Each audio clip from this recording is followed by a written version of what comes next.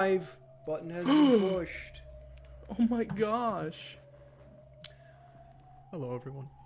I can't believe this. I'm not gonna trust it and not check like I normally do, but this time I'm not gonna wait like a whole 30 seconds. I'm gonna start talking as if we are starting the stream. Oh, of course, we're starting the stream right now, so let's go ahead and start talking. Stream. Welcome back. Yeah. It's been a short 4 days this time. Indeed. Oh my goodness, do you hear that? Hear what? My upstairs neighbors.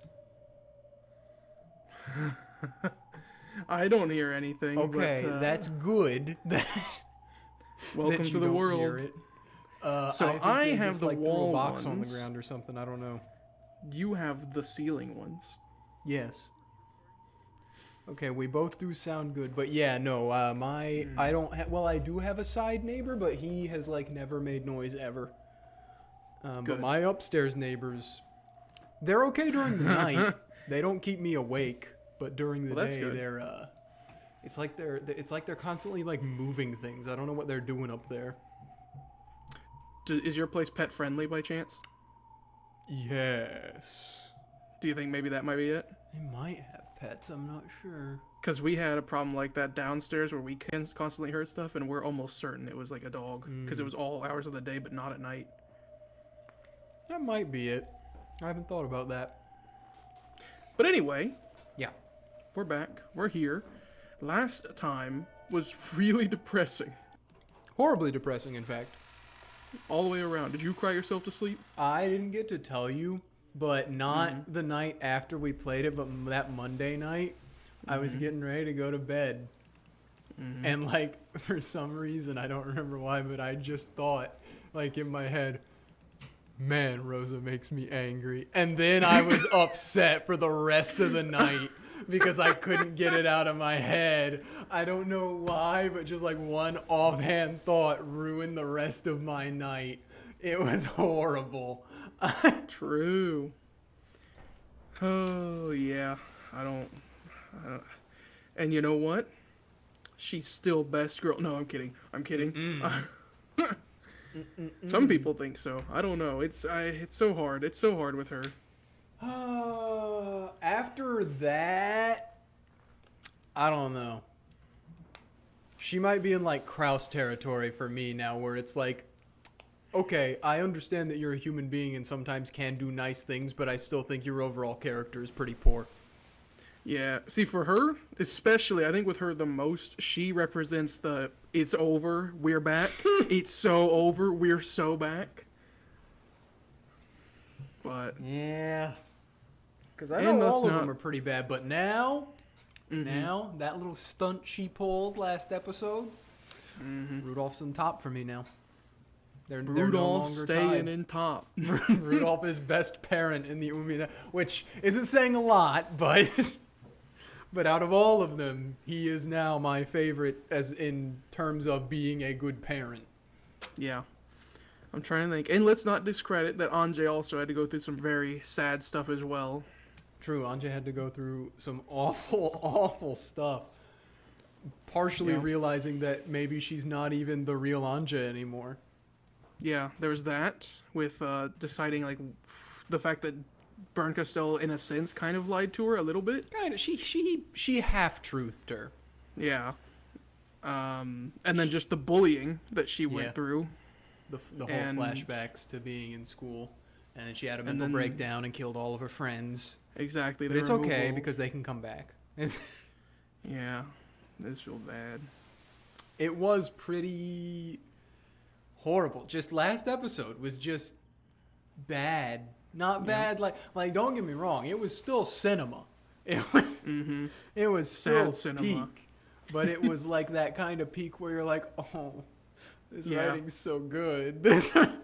Well, I do gotta say, if we include the tea party and the question mark of episode 4, we are now about halfway through this episode.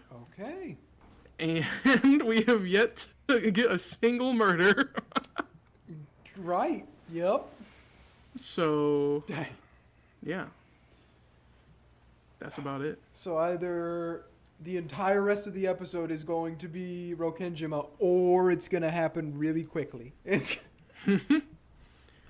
And right. speaking of, could I get that? Oh yeah, I got it. You need that. Kind of need to see it. Just watch I can the always stream. look at. I was gonna say I can do that if you want like a 30-second delay. I do not. I would. All right. Well. Okay. Well, considering what we just said, this seems like a good sign. I'm assuming also, this is Battler Oni-chan. I would like to have said as well before the stream started, but do you have a time you'd like to end by? Like 11 at the latest. Okay. Just considering, so that way I know it would be a good time to stop chapter-wise. Yeah. All right. Let's. Without further ado. Oh, also, this, I will go ahead and preface this. This is not Battler. This is the other one. Ange? Yeah. Oh.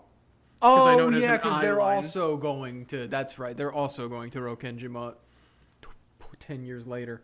I wouldn't have told you, but it had an eye line, so I wanted to make sure you had the right voice. I had planned on taking a nap, but the boat really was shaking bad. I gave up on sleeping and went up onto the deck. There, I was welcomed by the shining sun and a strong sea breeze. Amakusa had been doing some stretches on the deck. He must have had a lot of time on his hands too. After all, it'll be several more hours before we reach Nijima. Oh, they're not even in Nijima yet. It would only have taken a couple dozen minutes by airplane, but there was the chance that the Nijima airport was under the Sumadera family's web. Probably a good call. The harbor would probably be the same. For that reason, I had obtained a boat that would let me land while avoiding the harbor, no questions asked. I bumped into a cherry boat captain, plied him generously, and he had decided to help me out, amused. Still gonna be a while? I just asked the captain, and it sounds like it'll take a full 2 hours more. Well, beggars can't be choosers. The weather sure is nice. Feels like I'll burn.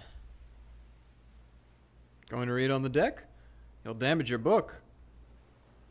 Amakusa apparently thought this because I was clutching Maria One-chan's diary under my arm.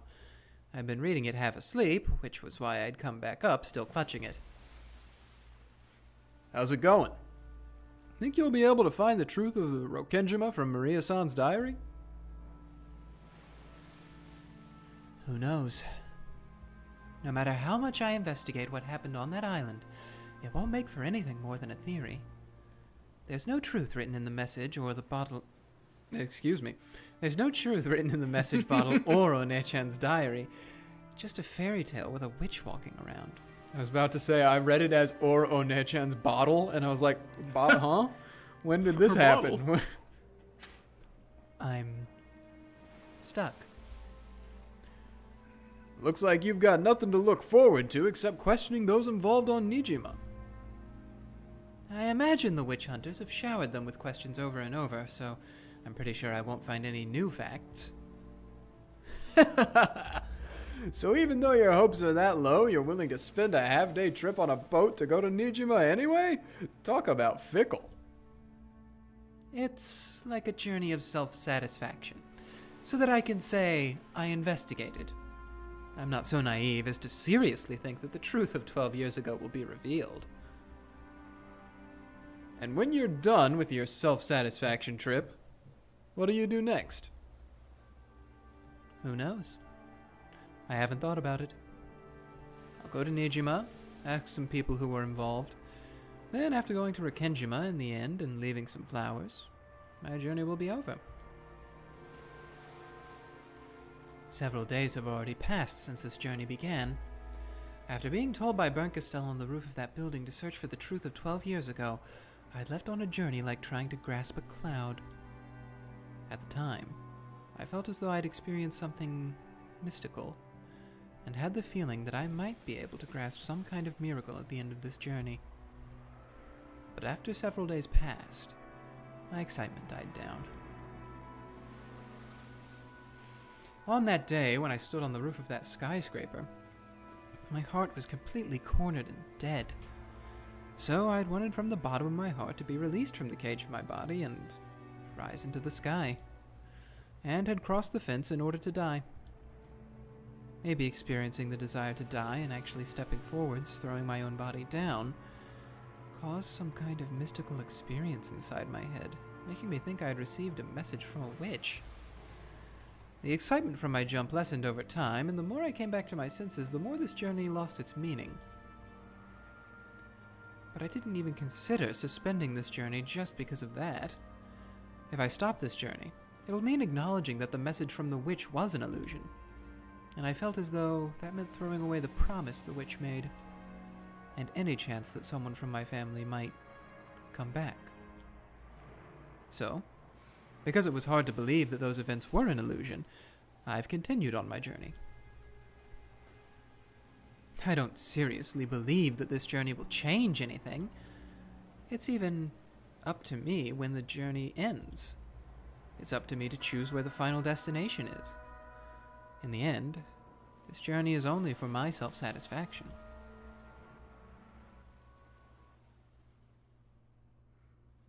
Self-satisfaction, huh? It sounds bad when you say it, but I think that's actually what life is all about. Oh? Is that the answer you've reached after hovering over the line between life and death in the mercenary business? That's probably pretty deep. Don't take it so lightly. What I'm trying to say is that the only one who can acknowledge you in this world is yourself. Amakusa continued stretching as he spoke, in an irritatingly fresh way. Hearing it told to me as though from a teacher made me instinctively want to resist, but what he was saying was extremely sensible. That may be true. People work hard when they want to be acknowledged by someone. In most cases, that someone is their parents. Children learn how to work hard because they want to be praised by their parents. Although that's why I never learned. Sorry, that's not how I meant it. What I'm trying to say is that there's nothing wrong with self-satisfaction. No matter who praises you, it's meaningless unless you can accept it. Turning it around, even if no one praises you, that doesn't matter as long as you can accept it. Self-satisfaction tends to contradict a desire to improve oneself, so we're usually taught that it's bad. Somehow, your argument seems like a pretty fresh take on it, Amakusa. The anguish of the human world comes when you want someone to acknowledge you, but you don't know what it is you should be striving for. I had a time like that too. I wanted to be acknowledged by someone, but I didn't know what I wanted them to acknowledge me about. And since I didn't know what to strive for or how far I should go to be acknowledged, I did a lot of crazy things. And the answer you reached was self-satisfaction? It sounds bad, but that's how it is. Rich is the one who is content with what they are, they say. If I'm satisfied with my life, it doesn't matter what other people say. It's the same for your life, and for this journey. No one has any right to criticize you other than yourself, Ange-san. You're the only one who determines the meaning and results of your journey. If it's been a meaningful journey for you, then that's more than enough. I always did take you for a flippant ladies' man, but you really do say weird things every once in a while. I'll bet you think saying stuff like that will make you popular. Of course not, of course not. That's not how I meant it at all. Looks like you want to be alone. I'll head over to see the boat captain. Please, take it easy. Amakusa apparently decided I was in a bad mood. Although I didn't feel that way myself. Or he might have finished a set of stretches and wanted to cool off in the shade. The sea winds were strong, but not enough to cool the rays of the sun. Amakusa disappeared. Only I remained. Self-satisfaction is life itself, huh? That's just boring. Life is nothing without greed. I noticed that Mammon had suddenly appeared, her abundant hair fluttering over by the prow of the ship. It's true that a life of greed would be fun, but unlike you, humans have a limited lifespan. If greed is eternal, that means a person will have desires even in the last moment before they die. Having desires means there's something that you want. Something you don't have, some way you aren't complete. I'm sure it's tough to die when you can't think of your life as being a full one. So I'm sure self-satisfaction is necessary. I see. Because of the existence of a lifespan, you have to compromise like that? All of my masters had very long lifespans, so I've never thought of it. I wonder if humans live for the purpose of becoming satisfied. If so, it's probably easiest to live without desires. I see. So that's why greed is one of the 7 deadly sins. Your praise honors me. Apparently that accounted as a compliment in Mammon's eyes. She turned around and gave a graceful bow. Ange-sama, do humans live so that they can find satisfaction at the moment of their deaths? Wouldn't it be pretty tough if you felt you were lacking something when you died? If so, then humans live only so that they can meet a satisfying death. They live so that they can have a better death. They live so that they can die. This kid's saying something pretty incredible. I see. As I'd expect from a demon stake. POV, you are Victor. However, it might be the truth. Humans suffer because they aren't satisfied and live only to find satisfaction. In other words, that might be the same as a desire to die satisfied. I can't counter that. People live in order to be satisfied, and they hope to die that way. So, it's really painful when you don't know how to find that satisfaction. Just how can you find something like that in a human's life? By being acknowledged. By hearing someone say, "You are happy." If it doesn't matter who acknowledges them, then I'll do it. Yeah, that's the problem. People don't know who needs to acknowledge them. I'm really considering about what they're saying. I don't know about you. I don't know how deep you're thinking on it. Oh, I'm thinking on it. uh, That was not meant to be like a joke. okay. I was being legit. You scared me because there's two women on the screen, Levi. I know my reputation. Yeah. Sorry. I really am becoming battler. Damn it. Yeah. So, searching for this person who can acknowledge them is the journey of their life? Me too, Mammon. Me too. It sounds strange. Whether you're acknowledged or not, it supposedly doesn't change your circumstances. And yet, if you are acknowledged, you will be satisfied.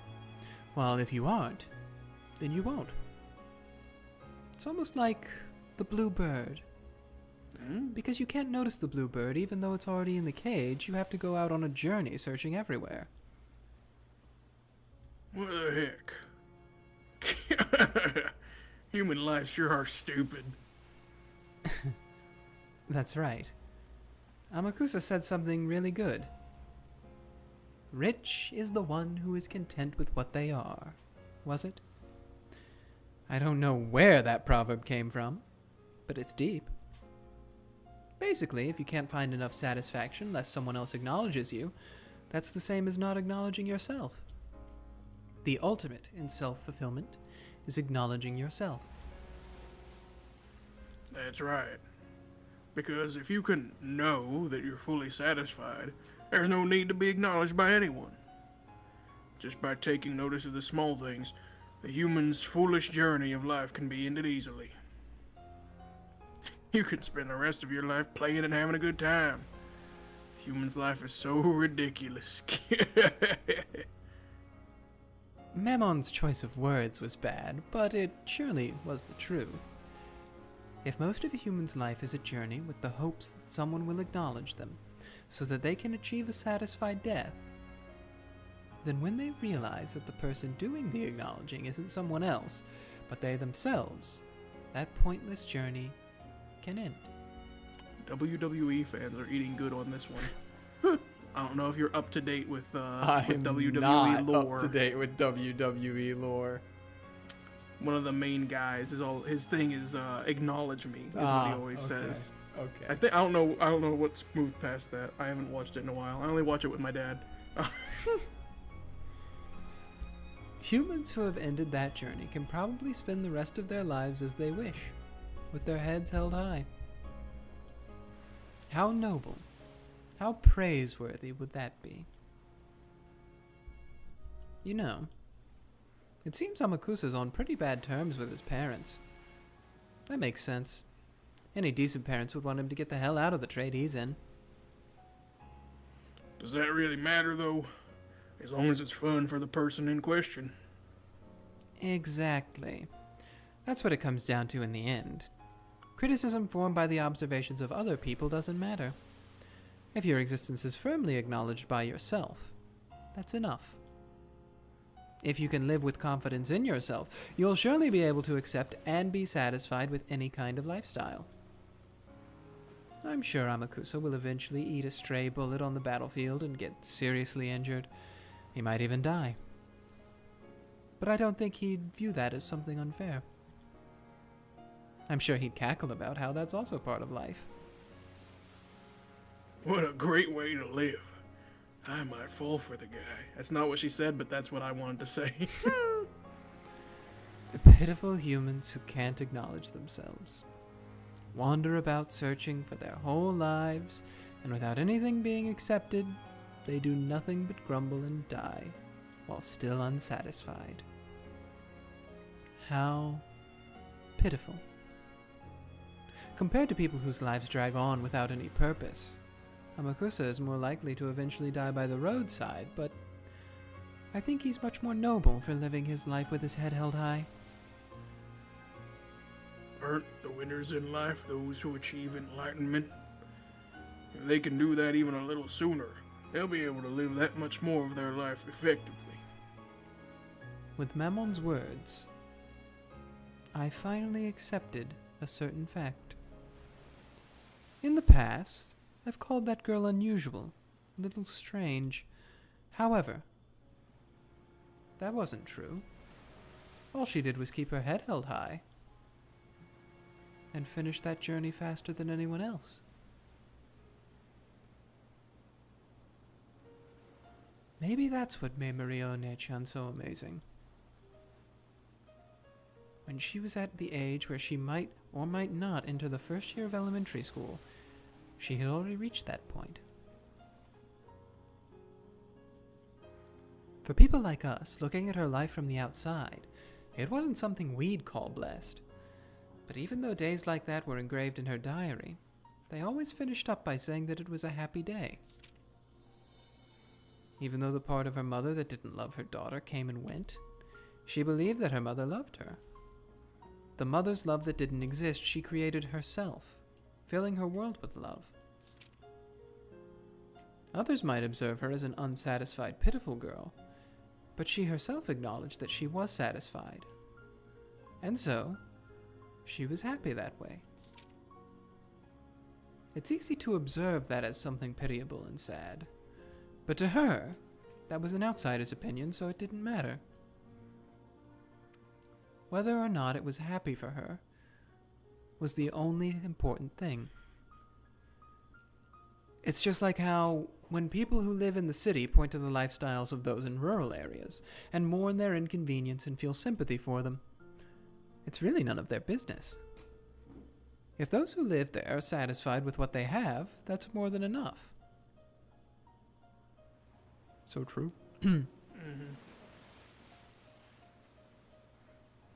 I've finally noticed something. I noticed it just now. I did something horrible to Mariage-chan. And to you all, and Sakutaro as well on that day.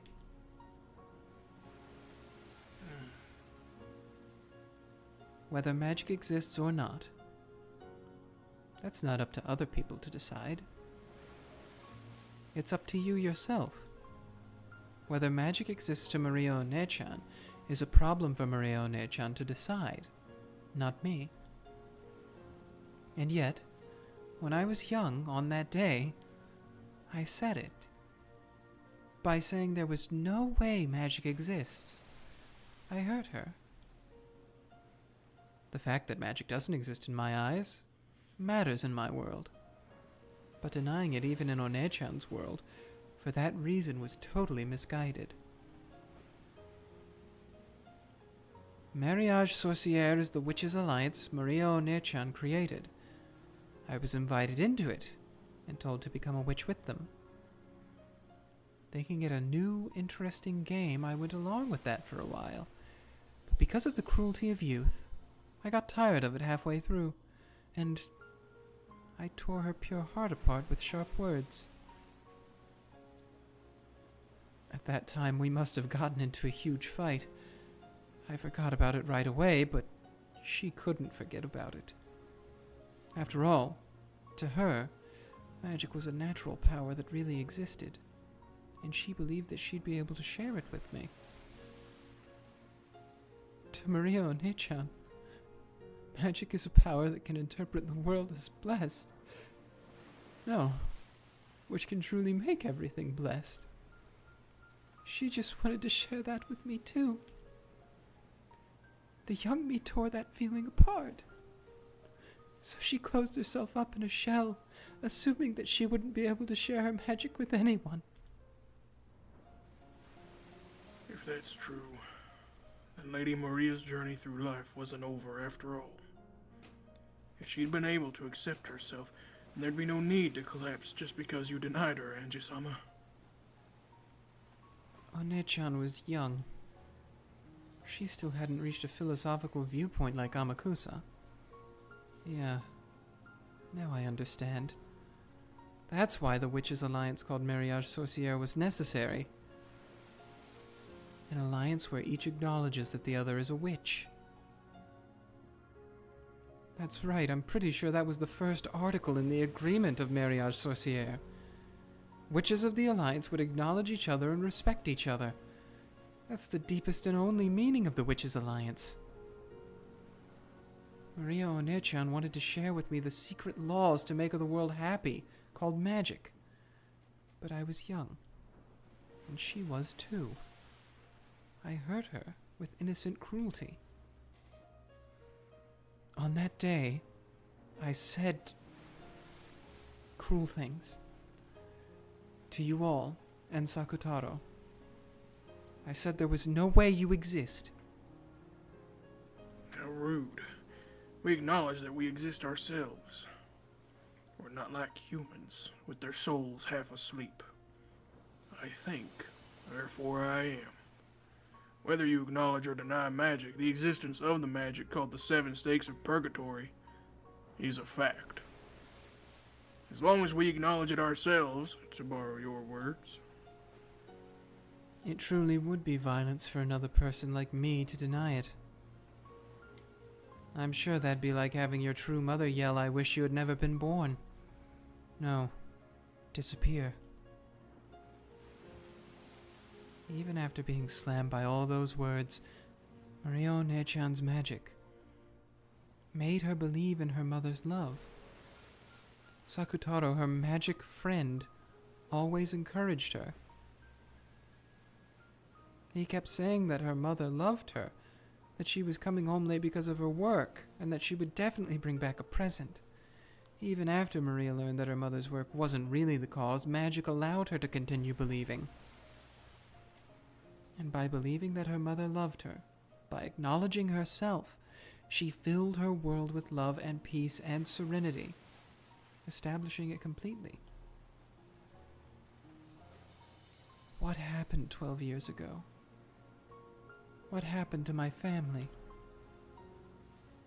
This was never a journey to search for that. And what kind of journey is this? It was a journey to apologize to Maria One-chan for what happened that day.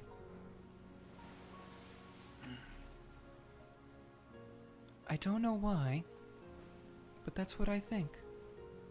If I hadn't hurt her, the incident 12 years ago might not have occurred. That's what I think. I have no basis for it. I don't have a clue how hurting One-chan could be connected with that mysterious incident several years later. But for some reason, I can't imagine that there's no connection. A witch caused that incident, and the culprit is the Golden Witch Beatrice. And Beatrice was part of the Mariage Sorcière alliance of witches. I horribly hurt the other witch of that alliance. I hurt her with the thought that magic doesn't exist. So several years later, a crime caused by a witch occurred, and a 2-day period that couldn't be explained with anything but magic was thrust in my face, thanks to the message bottle. There's no way I wasn't involved somehow. I don't get it. It could be coincidence, or it could be fate. For some reason, I've started thinking like that on this journey.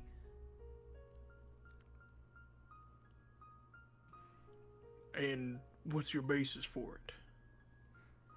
I have none. I just think it's true. The Japanese sure are interesting.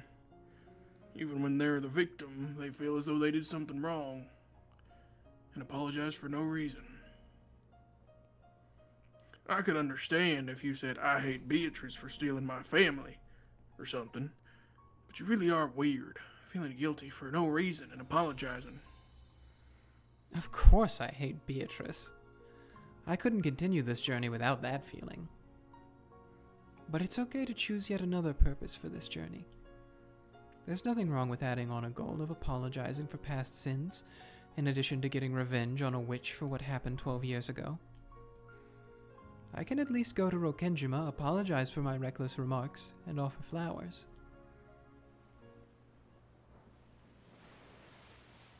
No. There's something better than flowers. And I think that would be more fitting for One-chan. I stood up, not minding that the sea breeze scattered my hair, and concentrated my mind. I lifted my palm up to the height of my head and imagined a vast space.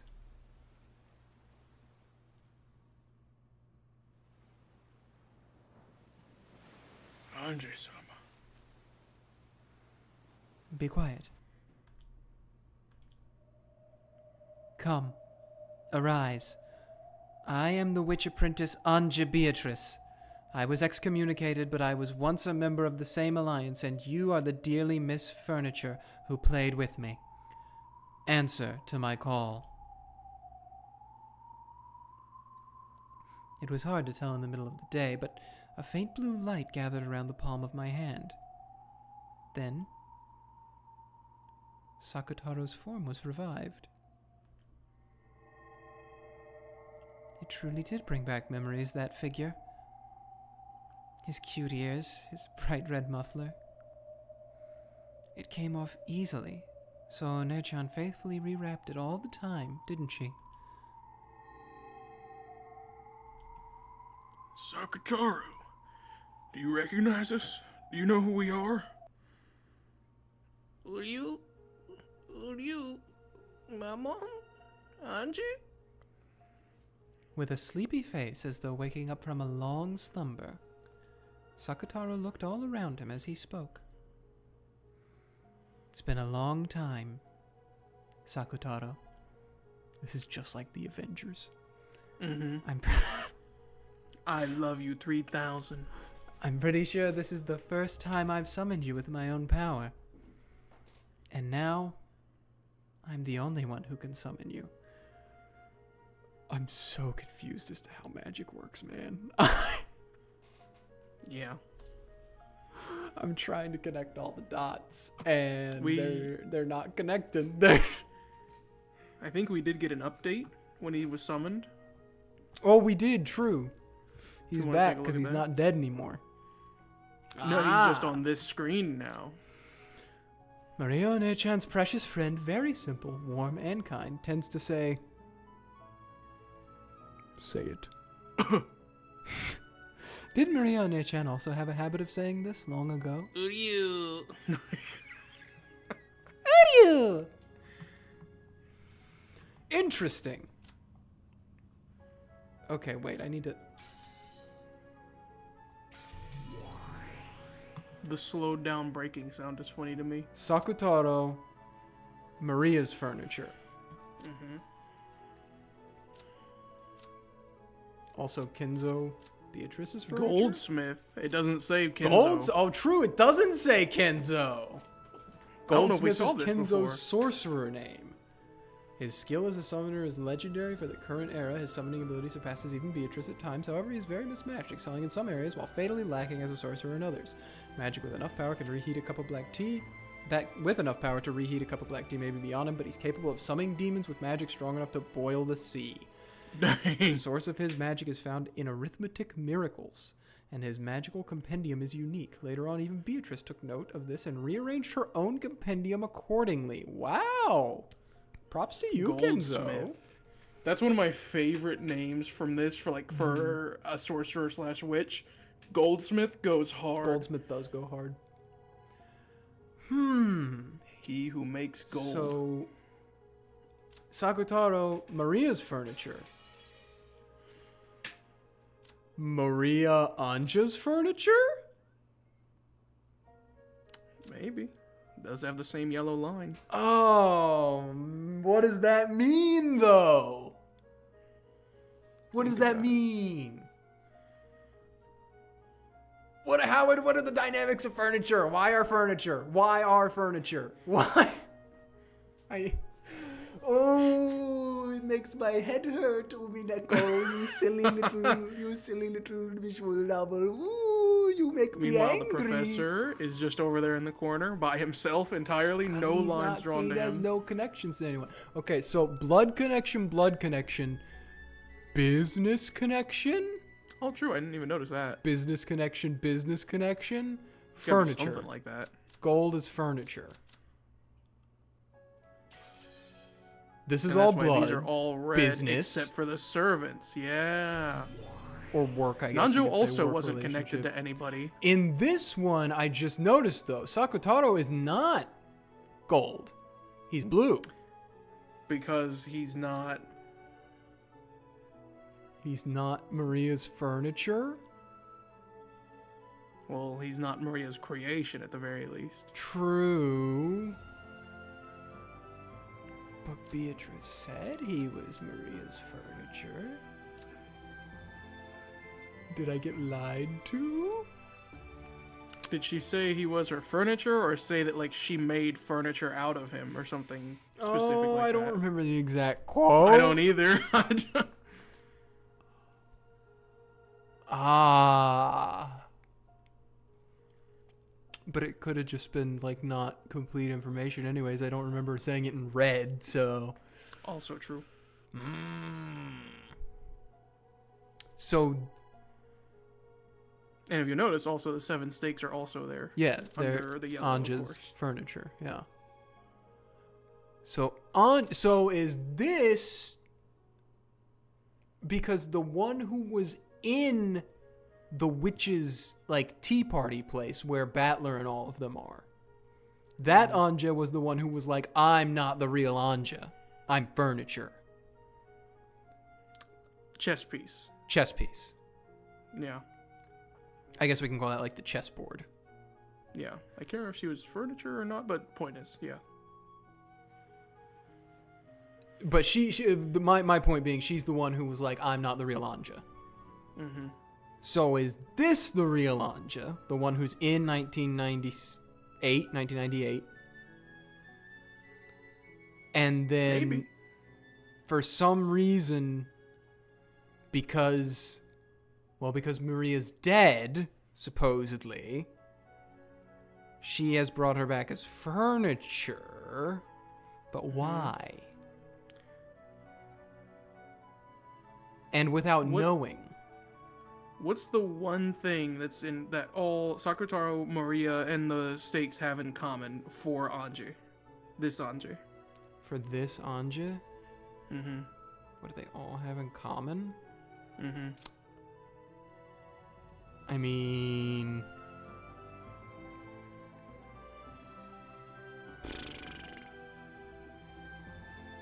Only Ange sees them?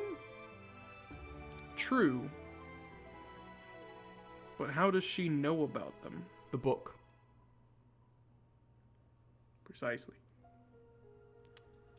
So, okay, so they're all... So she can summon them because she has the book. Sort of. Or is it more of a... She's just remembering them through the book kind of means? Maybe. Oh, Umineko, you make me angry, Umineko. Don't worry, everything will be revealed when we get to the end of episode 7, at least. Okay. Uryu. Those words might have been a bit cruel. What were Why? the words? Uryu. Oh, Been a wait. long time. No, never mind. Now I'm the only one who can summon you. Was the last thing she said. I thought they were talking about Uryu. I was like, what? Sakutaro's face clouded over. Yeah, you don't know what you just said in Sakutarish, man. Real. You can't say that to him. Only Yeah. you can say that to him. In the past, I denied you. Now that I've summoned you, it means I've accepted your existence. Are you sure? Is it really alright for me to be summoned into Ange's world? His eyes were a bit frightened. It was only natural. I, who had played with him like a friend before, had suddenly denied him and tried to burn him with the magic-resisting toxin. It was only natural that he was scared. I apologize for that day. To you too, Mammon. And to the rest of you. Whoa. At some point, the rest of the Seven Sisters had gathered on the deck. Oh, she's just that good at it now? She Yep. she just did it with, like, she doesn't even get headaches anymore. She didn't even have Just to had think. to have that. Just had to have that conversation Yep. about what was it? Satisfaction. Acknowledgement. Yeah. Which, don't think you're sneaky, Umineko. I can see the entire analogy to the situation between Battler and Beatrice. What I almost said Anyways. what Umineko. What I was gonna Umineko? say what analogy. What Umineko? I blink. There's no PC. You are gone. It is 1914. The Germans are making a charge on my trench. Yeah. Dang, that'd be some. Could you imagine? I blink. I wake up. It's 2005. I've been in a coma. What Umineko, Levi? You need to let it go. That would be. It's gotta be like 2007. You gotta like become Ryukishi. Yeah, then, like, yeah, you no, have that's a what I was vision. gonna say. Is then I make Umineko. Oh. No, they're always there. Always by my side. As long as I acknowledge that it's okay for them to be there, they'll always appear. Which one is that? Oh. Satan's got like an attitude. She's stuck. Listen, all right. Satan always has an attitude. What do you mean? True. What do But like all of them are smiling, and then Satan's just not. Satan is wrath. She's always angry for some reason. Real. Literally finds reasons to be angry. I'm so happy I could, I don't know, punch a cow.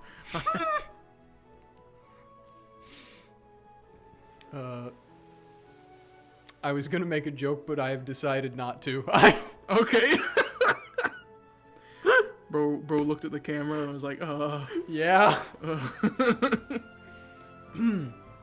You certainly do exist.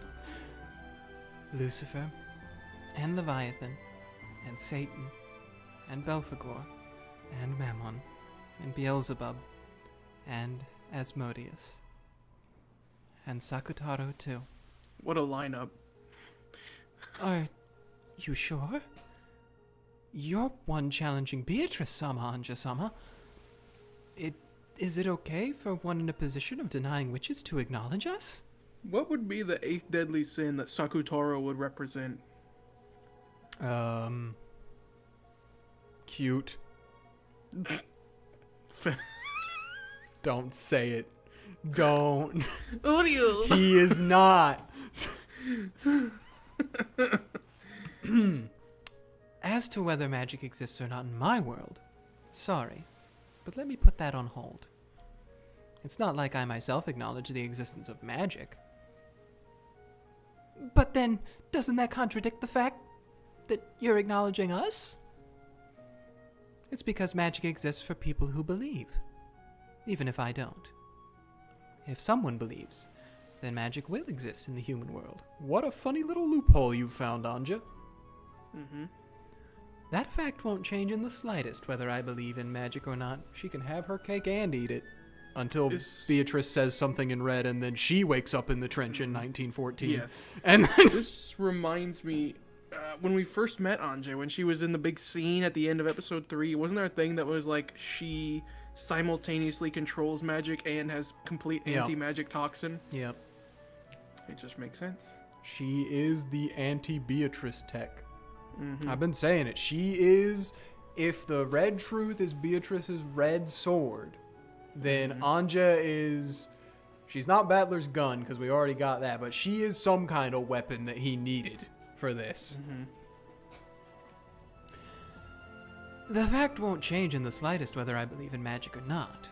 No, it mustn't change.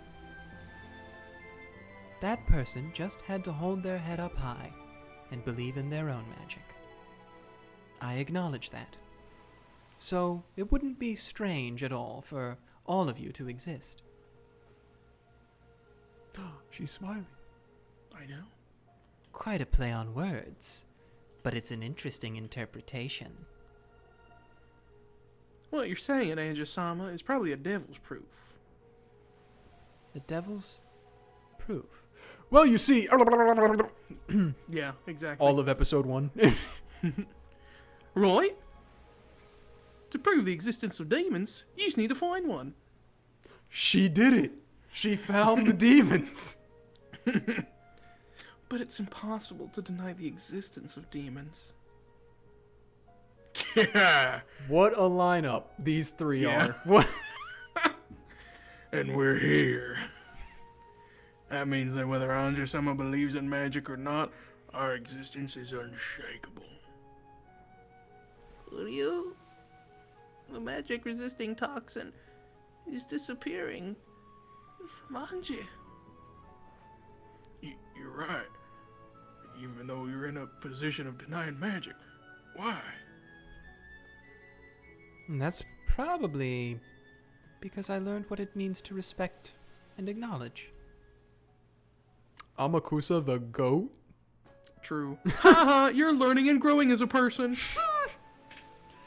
Right now, I might be able to understand the depths of Maria One-chan's and Beatrice's magic. In the past, I didn't believe in things like magic. Thinking something like that could exist, I acted like I was closing my eyes tightly and couldn't see anything. But now, I'm different. She's built different. I get the feeling I can look right at the thing called magic and close in on its true nature. How frustrating. It's truly rare to find a human so free of the magic-resisting toxin in this day and age. And she has such an uncommon genius for being a witch. That's right. If Ange-sama tried to become a witch right now, she could grow to be a great witch, maybe even at Beatrice-sama's level. Even so, she has acknowledged our existence and is our master. Most likely, Ange-sama will be our final master.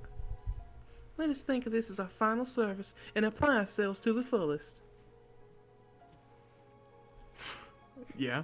Say it. Yeah.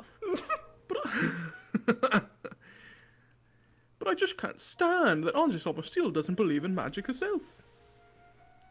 Ange-sama, please believe in magic too. It feels like a waste to finally have a master and have it not be a witch. Even though you have outstanding talent that could make you one of the greatest of witches, your goal is to attack witches. It's so frustrating. Well, even so, that's your life, the way you live. And in the world where you've decided that, there's nothing we can do to complain. Thanks for understanding me. Yeah, whether magic exists to me or not, that's up to me to decide. Regardless of whether magic actually does exist somewhere in the world or not. When I think about it, this world is so vast, and yet so small. Billions of people live on the Earth, but I probably won't even meet 1% of those people. Even so, I will speak of a world, my world, which doesn't even know 1% of the world. I'm not qualified to deny the laws of a world I don't know. So just because magic doesn't exist in my world, I can't deny that magic exists in a world I don't know. That makes it a true devil's proof. No, maybe it's more like, when in Rome, do as the Romans do. I can be confident in the world I know.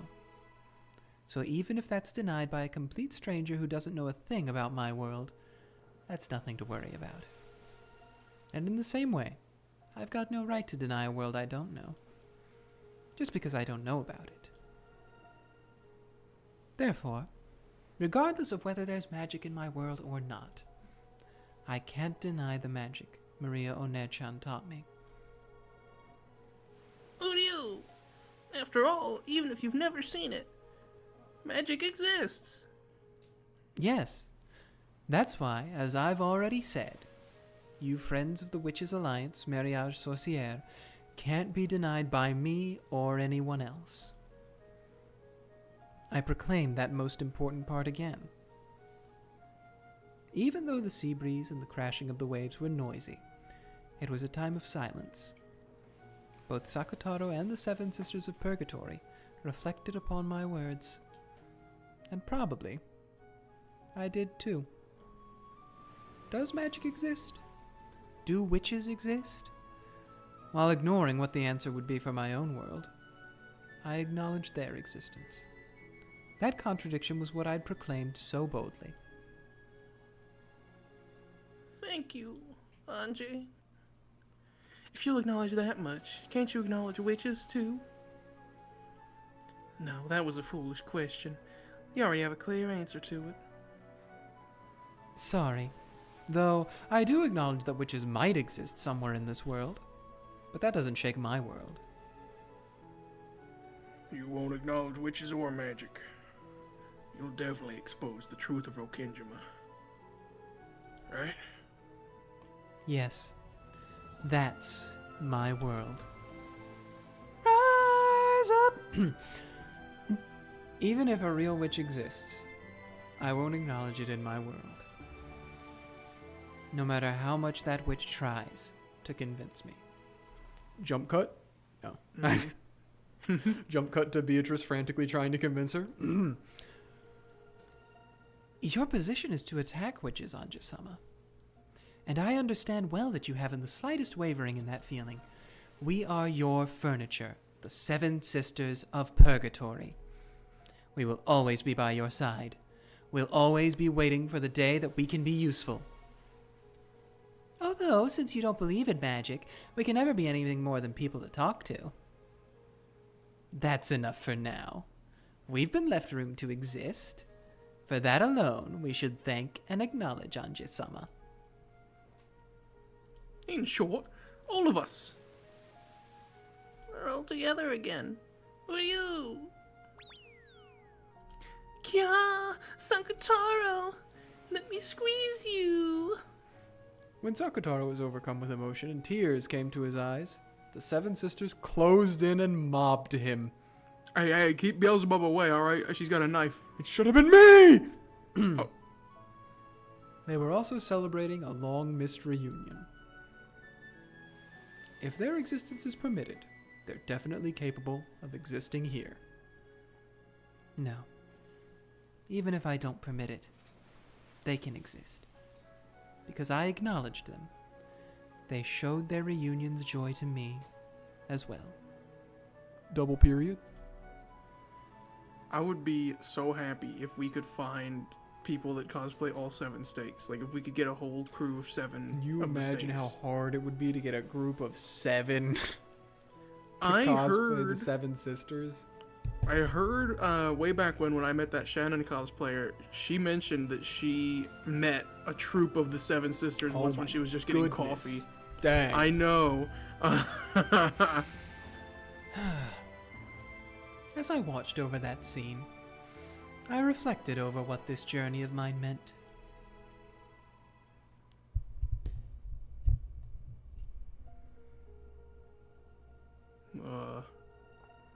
I wonder if everyone will forgive me this way. You've done enough. We are furniture. Just being summoned, just being allowed to be by your side makes us happy, Dutch. Who are you? Why does she keep calling me that? Why? Ange, thank you very much.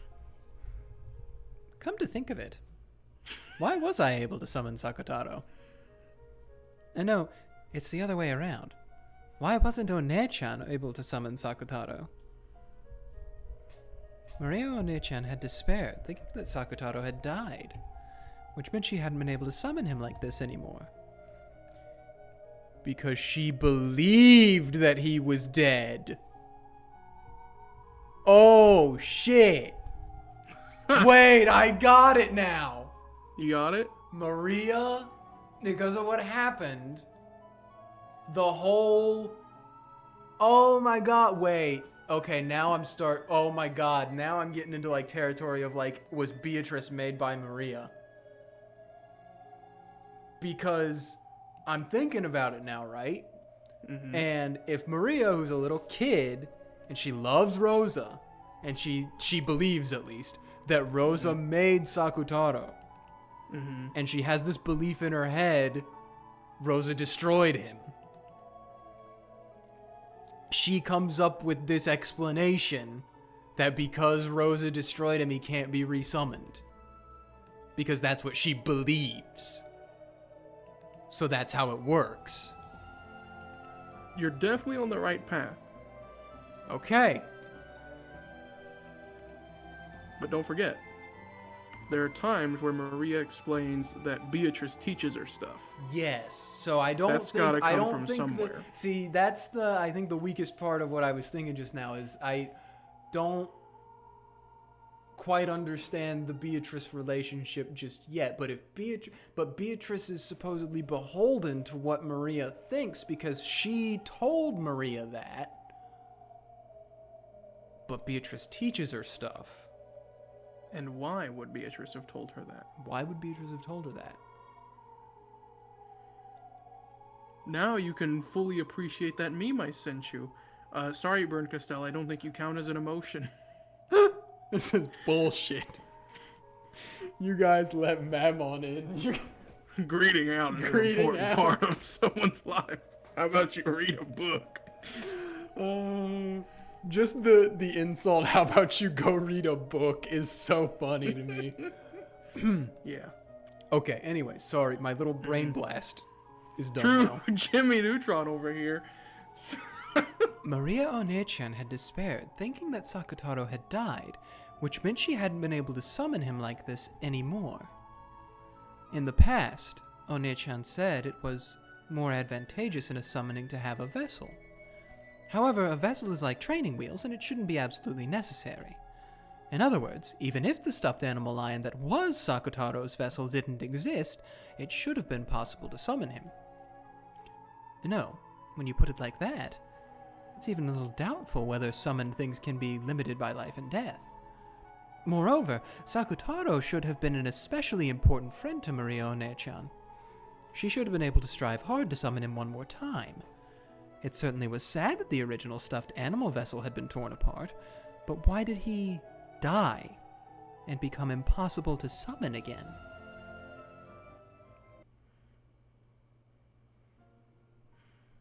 That's because at that time, Maria saw my stuffed animal torn and decided that I died. Yeah. I'm on it. It's the same as the existence of magic. If Sakutaro has died in Lady Maria's world, then he can't exist in her world. So is that why Beatrice said that? Because it was Maria's world and Sakutaro can't exist in that world, so Beatrice has to abide by that while in Maria's world?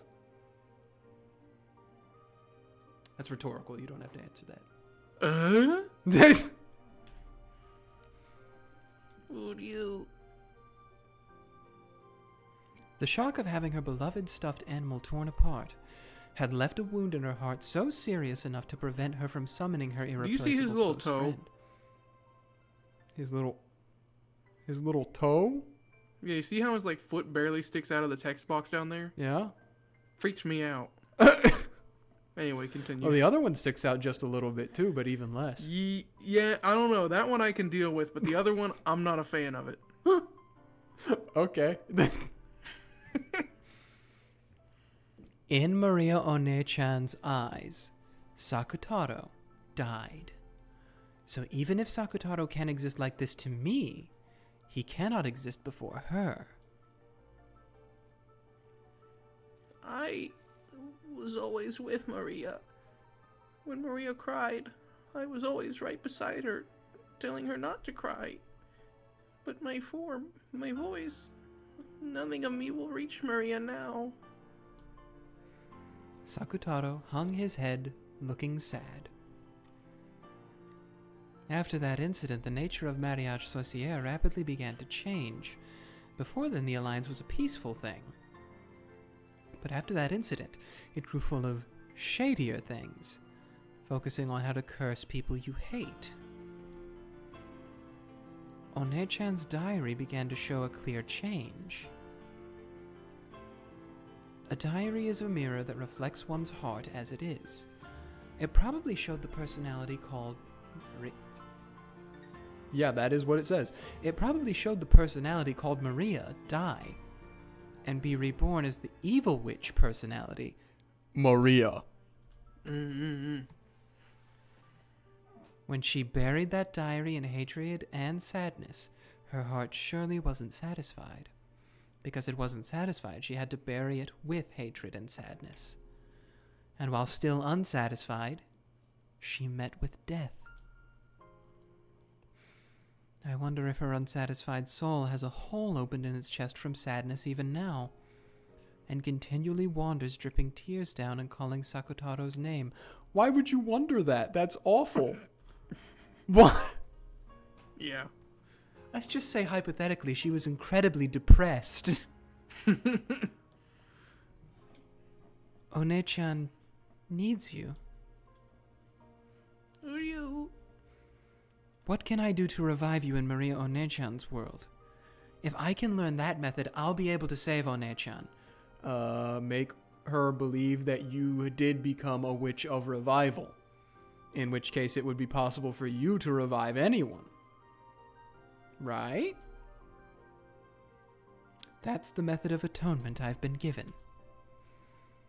What can be done to revive Sakutaro? To Maria, my vessel had a very important meaning. The vessel. In other words, if we could revive the lion stuffed animal. But Mama Rosa made my stuffed animal herself, so only she could make it. Even inside the diary, Maria One-chan asked this of Beatrice, and was refused for that reason. The magical significance of a stuffed animal being unique and handmade is very large. Then, if we could make the same thing once more. But Aunt Rosa is already gone from this world. We can't make the same thing again. Was there ever another identical stuffed animal made, or anything like that? He's a stuffed animal made to be Lady Maria's birthday present, and is the only one of his kind in the world. A handmade and unique vessel. That's why it conceals a great magical power. And, if lost, it cannot be obtained again.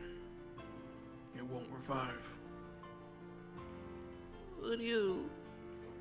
Because she knew that, Maria One-chan watched that stuffed animal, which was unique in that world, get torn apart, and despaired. Because it was the only one of its kind in the world, and she couldn't permit a compromise such as buying another one, she had despaired from the bottom of her heart. But Sakutaro is right here. Even without a vessel, he's here. Because I acknowledge that. He certainly exists in my world. Even if Maria One-chan doesn't acknowledge him, that cannot be denied. Right? Logically, that's true. But I think using the same logic to make Lady Maria accept him could be difficult. Maria, I'm not dead. I'm right here. Who are you? I'm sure that on Rokenjima, I'll be able to be reunited with Maria One-chan. And no matter what, I'll revive the you that's inside One-chan and let you be reunited. Can you do it? It'll probably be hard. Just like how, after being invited into the Witches' Alliance, I rejected it without understanding what it meant. She might also reject your existence. But I've got to do it. That's the only way I can atone for my sins. Ange-sama. What's waiting on Rokenjima? And what will happen? What will be created? Or maybe nothing will happen. That island, which was the beginning of everything, is the final destination of this journey. You all are the furniture of a witch, so as your master, I have to take you home. To the Witch's Island. To Rokenjima.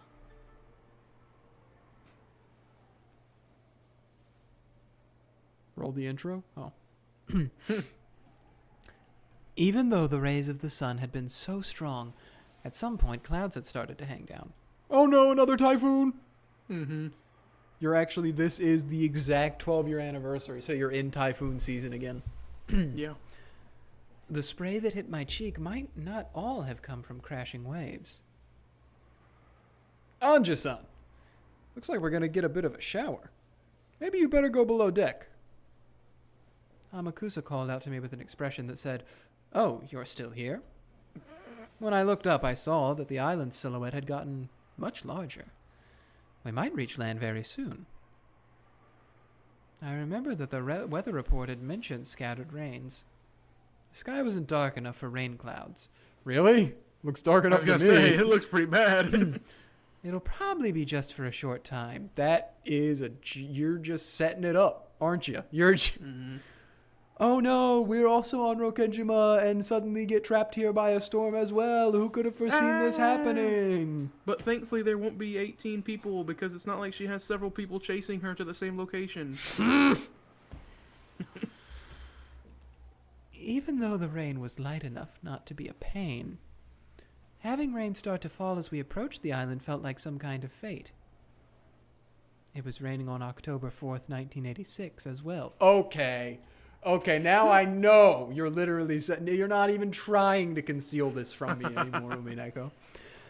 I'm approaching the Rokenjima of that day, and not just in distance.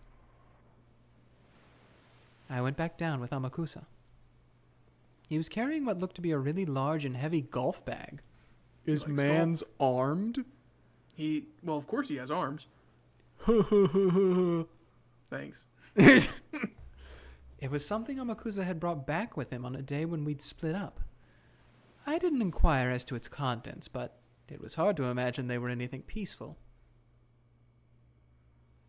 I won't go so far as to ask what's inside, but it looks heavy. Why are these things so darn heavy all the time? A French instructor taught me something interesting about that once. He said they should always be heavy. After all, a human life is heavier than the world. Okay, he has a gun. Why are we talking about golf like this? So these should be even heavier. It'd be nice if you didn't need to use them. That would be nice. Amakusa set the golf bag like luggage down beside him. Oh, shoot. Boat ambiance? Mm-hmm. Plane Oh, ambiance. I don't think this is them anymore. Yeah, I think this is just narrator now. A two-propeller aircraft touched down on the runway. Considering the weather, it couldn't have been a pleasant flight. Everything after this flight had been suspended due to weather. Yep. Mm-hmm. Cutting through the drizzle as she traversed the runway, Sumadara Kasumi entered the lobby with 2 black suits as guards. The 4 black suits who had been waiting inside the lobby stood up and respectfully lowered their heads in salute. Kasumi-sama! Propeller planes certainly do shake. I wouldn't want to ride one again. We have a car prepared. Please, this way. They got into 2 luxury cars that had been rented. Ange should be heading for Rokenjima, a deserted island. How convenient. You've arranged for some tools, I take it? Yes, ma'am. The black suit in the passenger seat put a heavy bag that had been set by his feet onto his lap, opened the catch with a click, and showed Kasumi what was inside. Inside were several silver lumps of carefully wrapped aluminum foil. Huh? Oh, okay. He peeled Strange. one open to show her. A black, blunt automatic pistol peeked its face out.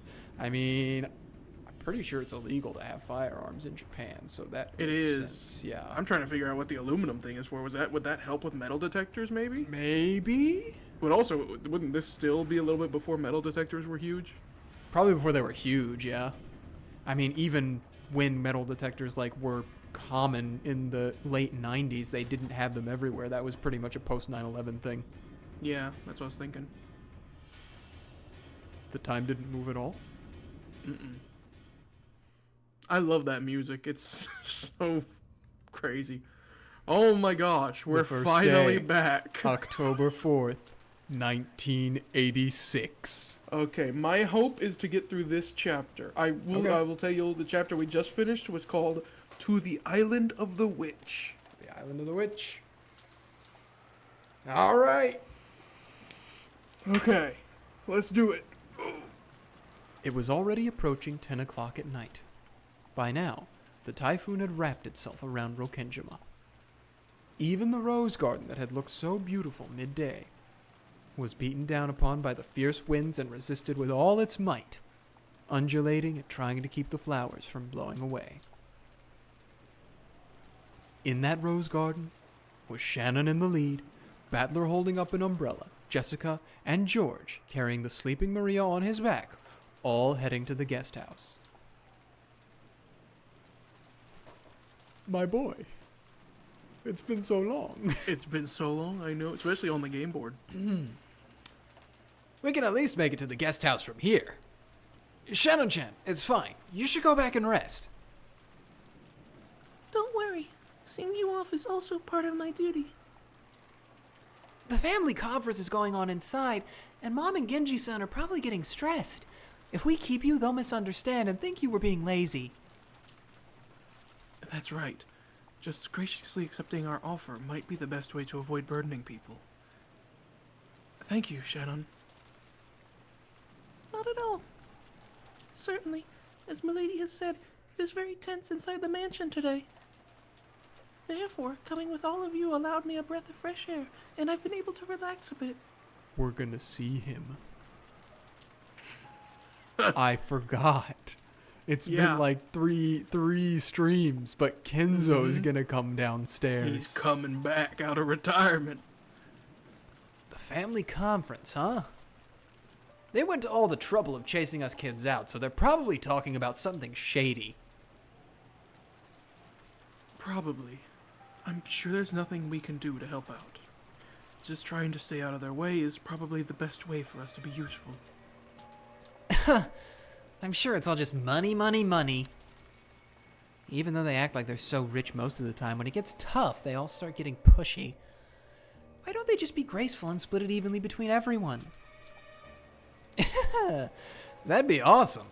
It'd be nice if I got a share too. If I got some too, I'd split it with Shannon right away. Dang. Thank you very much. Well, I appreciate the sentiment. Shannon double dipping because of George. Shannon isn't greedy at all. Shannon getting a full grandkids share because she gets half of Battler's and half of George's. Yeah. Normally, girls of your age would have tons of things they'd want to buy. Isn't that right, Jessica? But none of the things I want can be bought with money. Oh, how unselfish. If you lined up all the things I wanted, all the gold in the world wouldn't be enough. That's if you're talking about things that can be bought with money. I wonder what these things that can't be bought with money that Shannon wants are. Do you have any ideas, George Nissan? Well, I wonder. I'm not Shannon, so how could I know? I don't know either. Dang. That's really funny. I forgot. George and Shannon look down, their faces red. Oh, it's been so long since we've just gotten some cousins. It was so boring in episode 1, but now it's so nice. It's such a reprieve to have cousins relationships. I mean, cousins and the relationships. Yeah. Uh-huh. Battler had also heard about what was going on with them, so he knew what Jessica was teasing them about. George Aniki is a person I respect. I think you've met up with a really great person, Shannon-chan. Yeah, I also feel relieved that we can leave Shannon to George Nissan. Stop teasing. It's a serious issue for us. More importantly, what about you, Jessica-chan? Have you been able to get a little closer to Kanon-kun? This is when he gets the 1,000-yard stare. What? So, you and Kanon-kun are like that? Well, that's dirty, George. Twisting the conversation around like that's dirty. Battler, I have got to get my... He's got to get Kumasawa. It's the only option. Hey, if he sees what she really looks like, I'd be gunning for her too.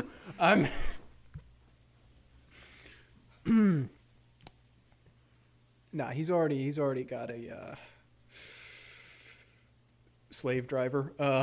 Yeah. As they had an animated discussion with ups and downs, the 4 kids headed to the guest house. The annual family conference was extremely important to the Ushiromio family. What? And this year, it seemed like it was going to be especially important.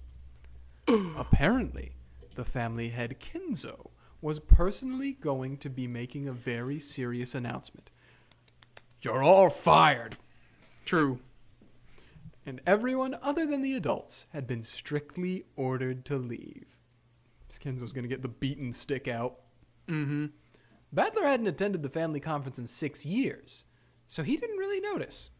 But according to Jessica, there seemed to be a very tense atmosphere tonight. All of the servants extremely grateful that they get to be in the guest house with the cousins. Yeah. Except for probably Genji. I bet Genji's still over there. Yeah, probably. Completely different from a normal year. Common sense made it clear that Kenzo, whose remaining life was short, was going to make some big announcement about the secession of the headship and the distribution of his fortune. Oh, that quick, huh? Thought we might get some time on the game board before we came back in here. But I'm surprised to think that Grandfather's actually going to make an appearance. I see. So this is the witch's counterattack. Yes, honey. I wanted to leave the Joker called Kinzo face down a little longer, but it's probably about time to turn it over. Trump cards exist to be used. Damn. My theory that grandfather was dead since the beginning and a different 18th person had snuck in. Oh, yeah, I remember he did that at the... Was it the end or the beginning? Somewhere. Yeah. It was near the turnover of the episode. Mm-hmm. It's now suddenly torn apart. I had foreseen that you'd begin to doubt Kinzo eventually. Yes, now your reasoning has all gone back to square one again, right? With this, your theory that Kinzo was dead at the very beginning and I was hiding as the 18th person goes poof.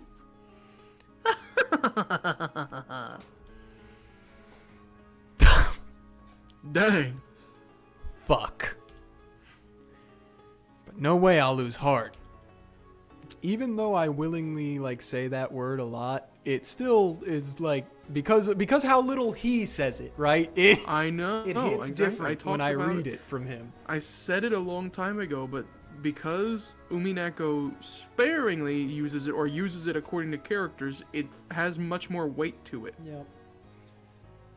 That's only one theory gone. I'll attack you like a storm, like a tornado. Like a typhoon.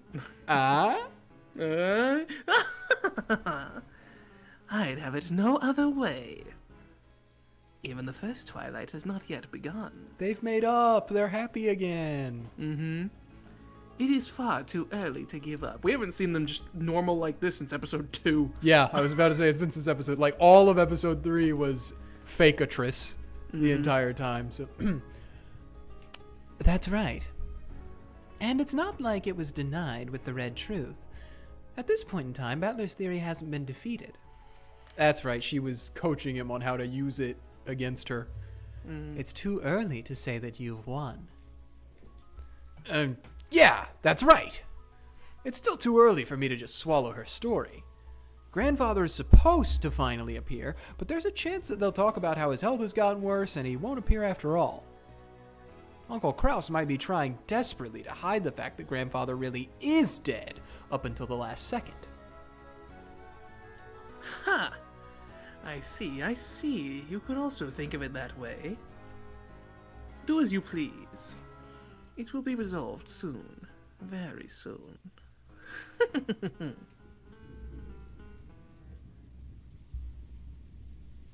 Are you ready? I know. As with so many things in this, I don't think I'm ever going to be ready Yeah, for what's about to happen. indeed. But I welcome it all the same. All of the relatives and Nanjo could be seen in the dining hall. Okay. No, not my Ange. Nanjo sat alone, quietly watching the wind and rain outside. Out of everyone, he would be the one who's like, damn, I had to stay. Yeah, exactly. Kraus sat down in the seat of his own rank, with Natsuhi standing motionlessly at his side. The other siblings were gathered at the opposite end of the long table, whispering to each other. Is that true? Yes. Maria said the person who gave her the umbrella was father. Oh. It's different. Mm-hmm. What in the world? In other words, our strategy has collapsed from the roots. And not just our strategy.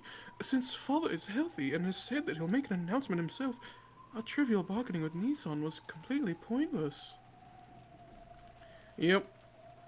That old bastard. Why couldn't he have just shown himself right away without making a show of it? Thanks to that, we've just been quarreling with Aniki uselessly. Or maybe he wanted to test us on that point. Kyrie, my queen, speak! When Kyrie speaks, I sit my white ass down and listen. That's true.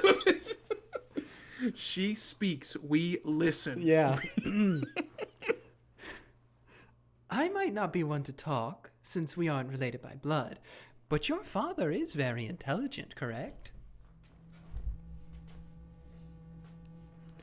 Our arguments then during the day were probably overheard by one of the servants and reported to father. Incredible. The fact that we were making a fuss with father's inheritance as our goal is now right in the open. Oh, just incredible. Eva uncharacteristically held her head, dejected. If, as Kyrie had said, everything had been going according to Kinzo's plans from the beginning, and if this was a huge setup that had been kept up for over a year trying to find the siblings' true intentions, then they had fallen for it completely. We still don't know for sure that it's reached Father's ears. No, it definitely has. Everyone but Nissan claimed that Father was dead, and none of us believed in Father's good health. Ah, it's already over. Father will make an announcement. Nissan will become the successor, and he'll say we aren't even qualified to wear the one wing. Oh, Nissan, get a hold of yourself. Rosa-san, I wonder if Maria really received that umbrella from Father. Huh? What do you mean? Maria-chan might have seen Father. However, we haven't seen him. Maria-chan only claims to have seen him. What are you saying? Are you saying Maria's lying? Calm down, Rosa. Maria-chan didn't necessarily lie. Still, she's an innocent kid, right? For example, if Genji-san came up to her and said something like, I was told by your grandfather to hand this to you, Maria-sama, then even if Maria-chan hadn't met Dad, she still might say that she got an umbrella from him, right? That's right. That trick could work. But what was it Maria-chan said? Grandfather came and handed me the umbrella.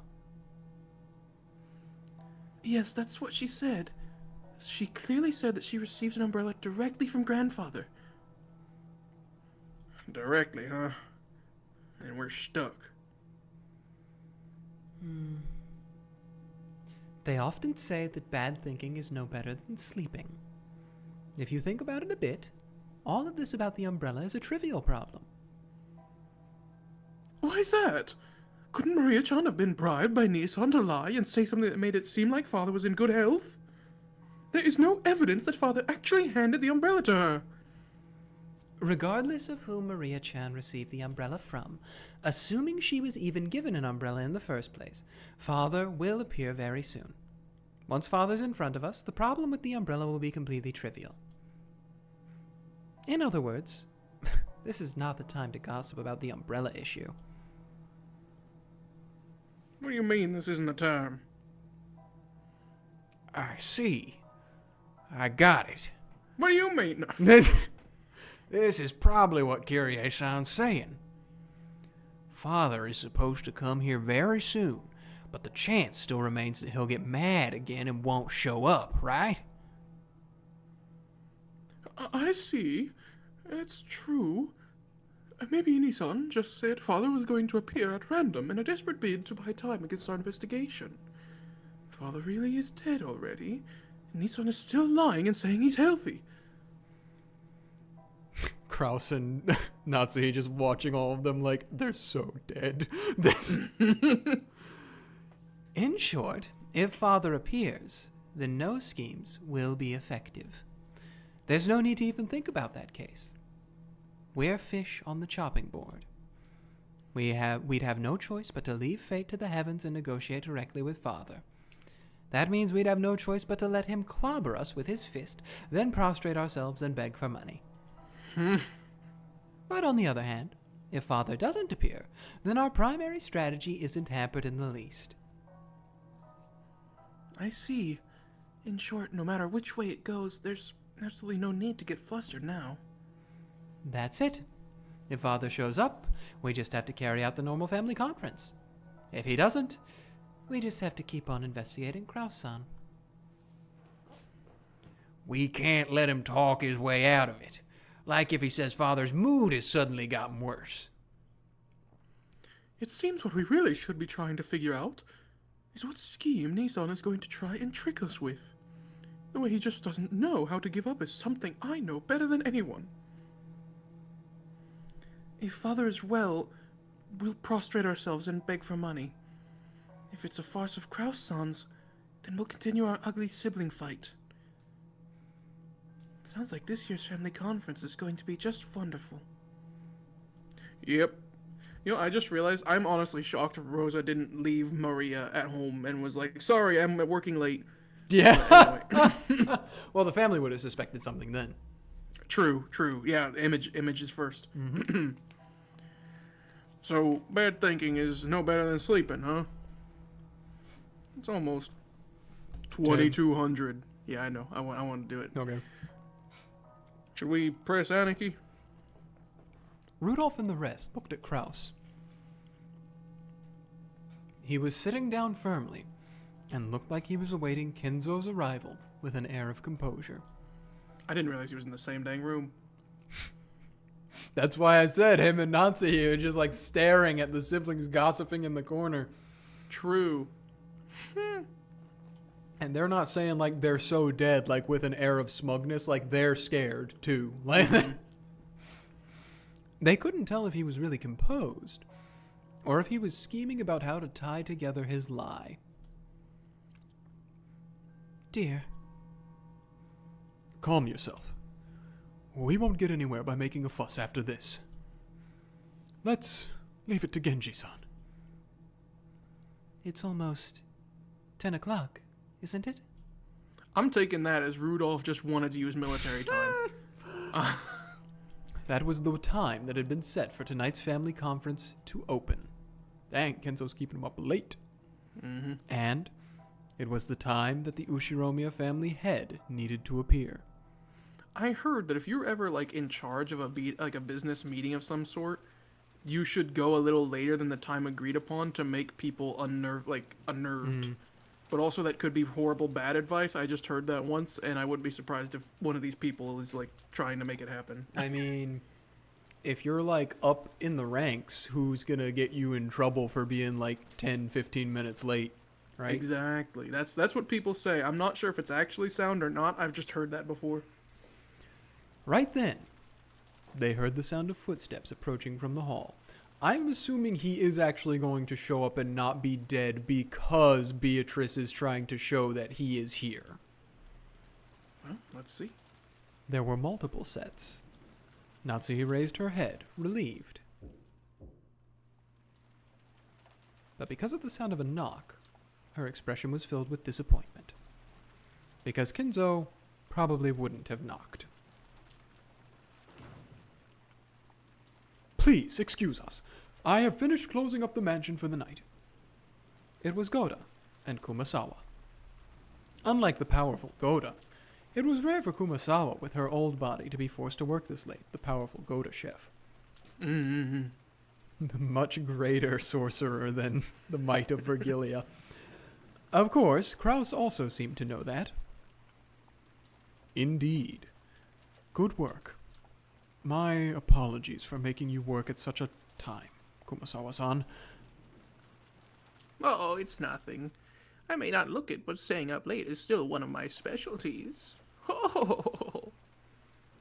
Wouldn't it be okay to at least let Kumasawa leave without being an observer? It really will be difficult on her body, I imagine. The order was to gather all of the servants as well. Okay, so the servants are here. Okay. I cannot disobey. Tonight's family conference was clearly different from normal. On a normal year, no one was allowed to attend except family members. To have the servants present for such a thing was unthinkable. But this year was different. All of the servants were told to attend. Of course, they were not allowed to talk. They were there as observers. Just what in the world was happening that needed to be observed by 5 servants? He's gonna disinherit all of them and he needs people to be like, yeah, he did it. Even Kraus didn't know. Ho ho ho. I don't look it, but I'm good at staying up late. If you stuff yourself with macro too, Kraus-sama, you'll be more manly at night. What?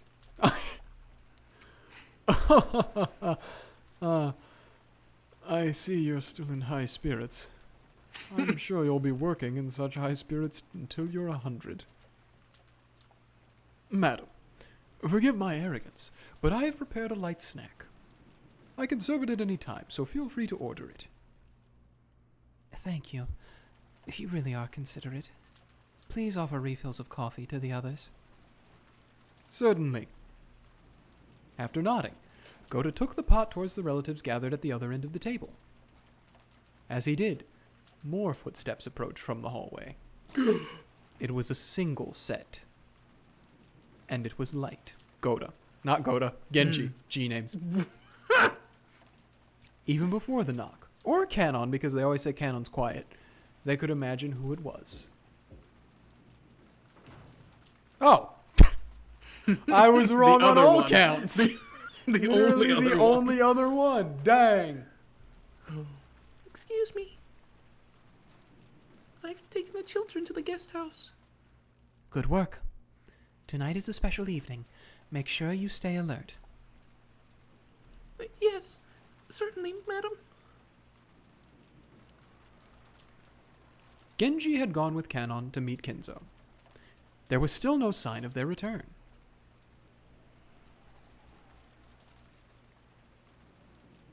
The hand of the clock passed 2200 slightly.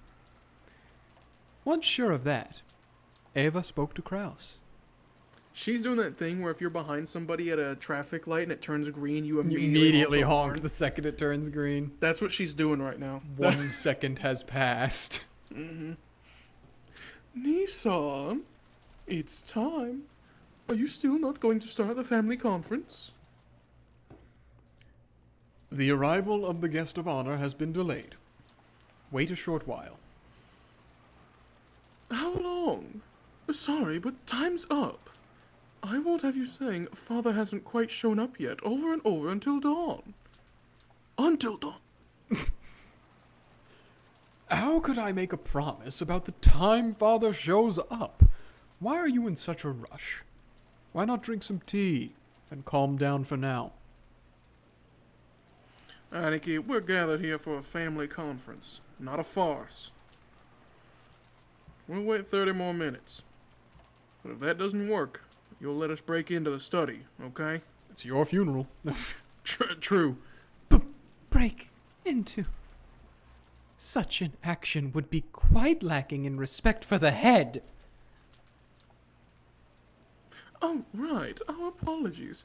We'll be good for 30 more minutes. I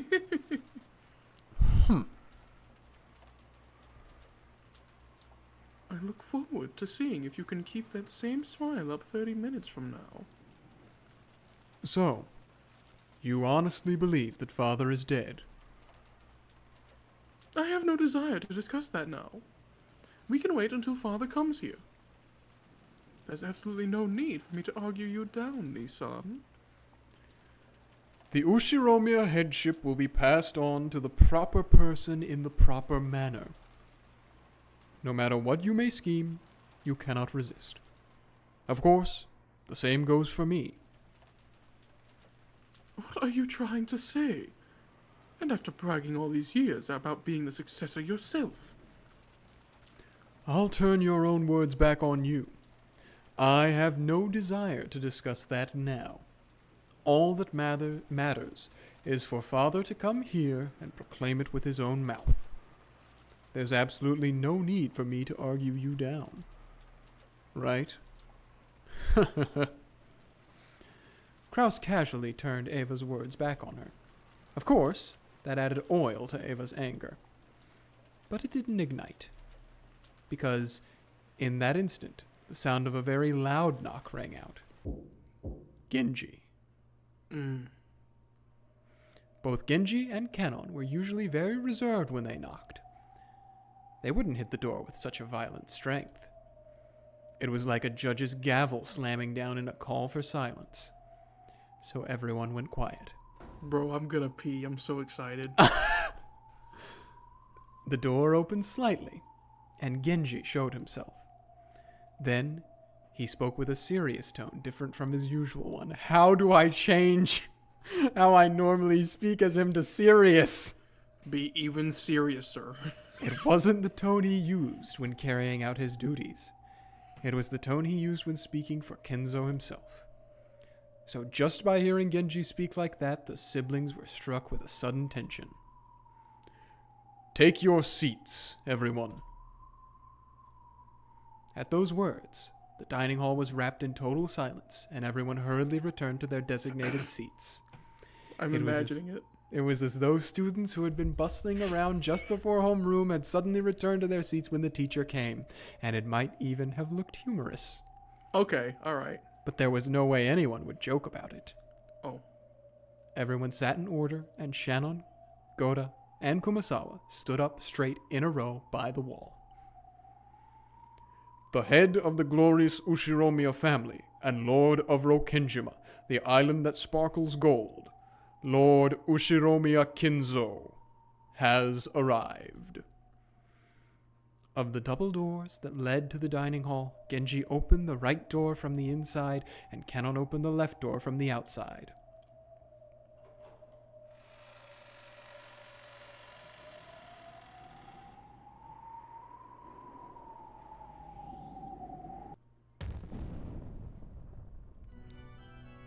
And welcomed by a respectful bow from those two, majestically fluttering his cape, Kinzo appeared. Kinzo's gait had a dignified weight to it, and it was hard to believe that he had reportedly been at the end of his life. Genji pulled back Kinzo's seat and motioned for him to sit. But Kinzo stayed standing, signaling with his chin for Genji to move back.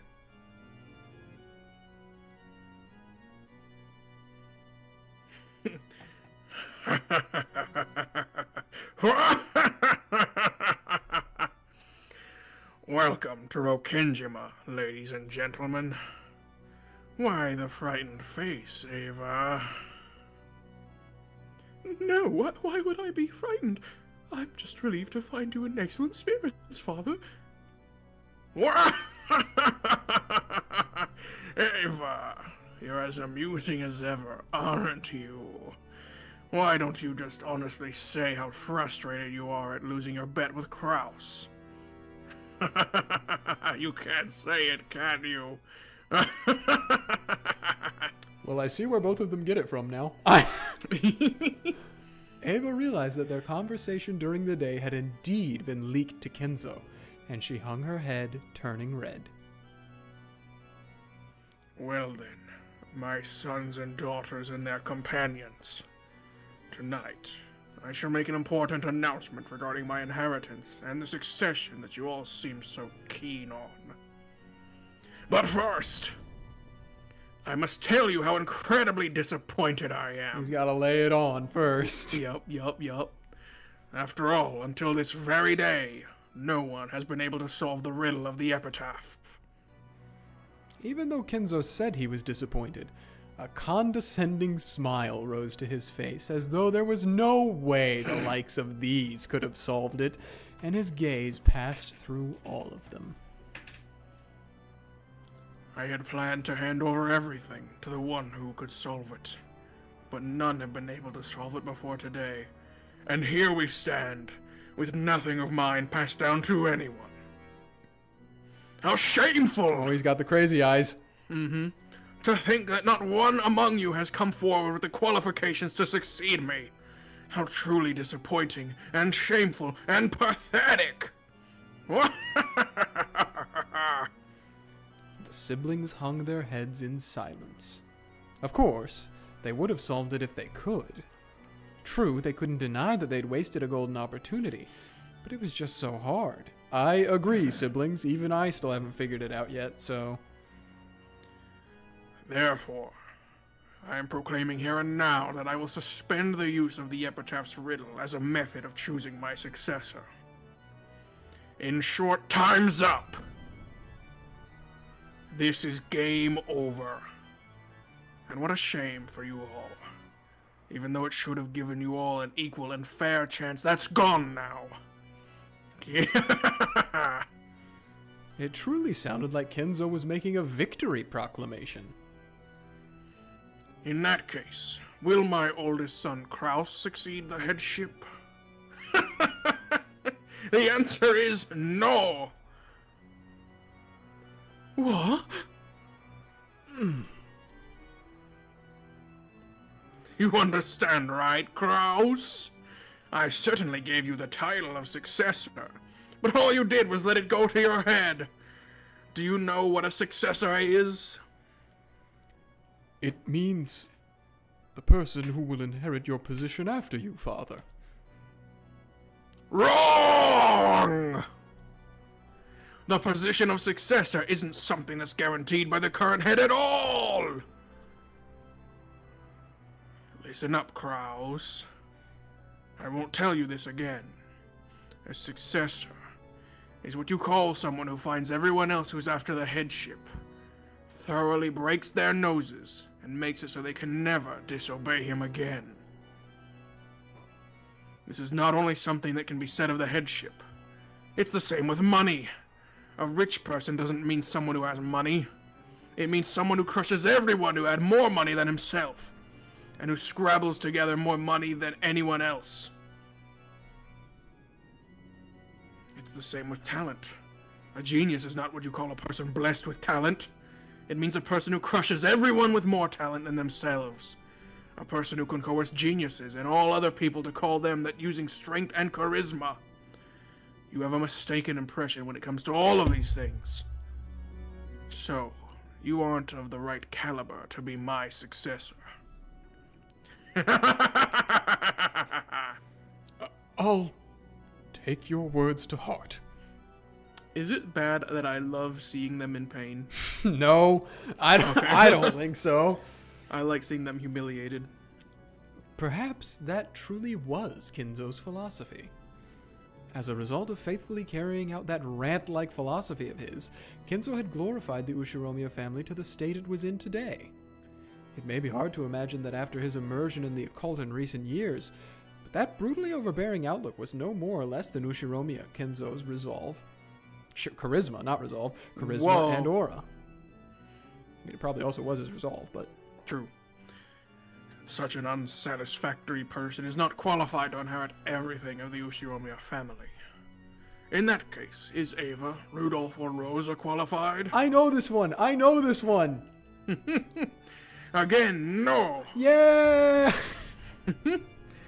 You were unable to solve the riddle, and you were also unable to use a scheme to drag Kraus down. You were just giving us 5 minutes. If you had just been dead, all the three of you managed to do was gather together a united front to try and extort money from Kraus. Oh, okay. He meant individually. That makes more sense.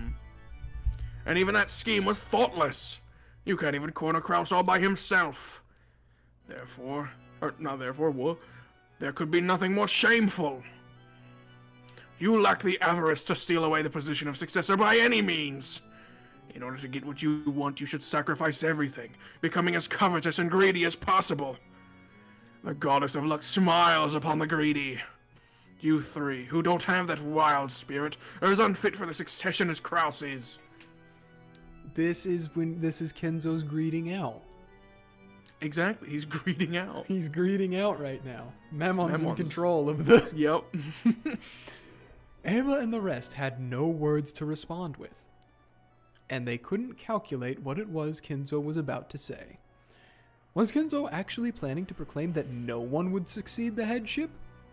If so, that would work to Ava, Rosa, and Rudolph's advantage. After all, in the end, they'd just have to renegotiate everything among the siblings after Kinzo's death, splitting the inheritance evenly. It would surely be more troublesome if a specific person's name was raised and proclaimed to be the successor. Nanjo. But would Kinzo really say something to benefit any of the 4 siblings after demeaning them so much? You don't think he's going to say that because no one will succeed him, he'll donate all of his fortune to charity or something, right? That would be the funniest way this could end. Mm-hmm. But it's probably not how it's going to end. I'm afraid I wouldn't put it past Father. It was just risen to his head. We can't do anything but let him talk for now. Well then, Father. What thoughts do you have regarding the secession of the headship? Since I am so utterly disappointed in all of you, I've lost the desire to hand it over to anyone. Therefore, the Ushiromiya family will end here. It ends with my generation. That cannot. The Ushiomiya family was crushed long ago in that earthquake. The current Ushiomiya family is nothing but an illusion of gold I'm glimpsing for an instant. The likes of which will end when I awaken from my slumber. Everything in this world is a dream, an illusion. Life is but a daydream before the awakening called death. Ah, yes, that's how it was from the beginning. That I should lose everything when I die was part of Beatrice's contract and her curse. As if I'd let you, Beatrice. I will be the one who captures you. Tonight, that goal will be realized.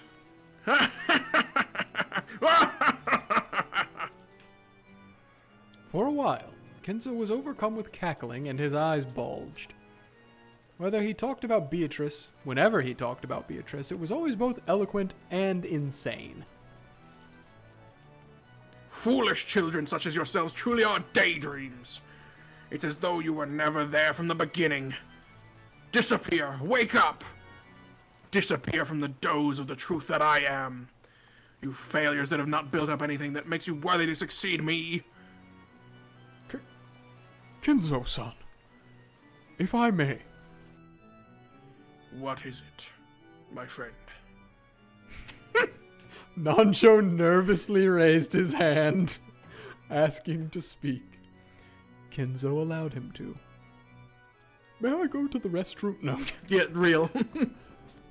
I understand how you feel, Kenzo-san. Because you love your children, you expect a lot of them. This is where Kenzo's gonna be like, I hate them! Yeah.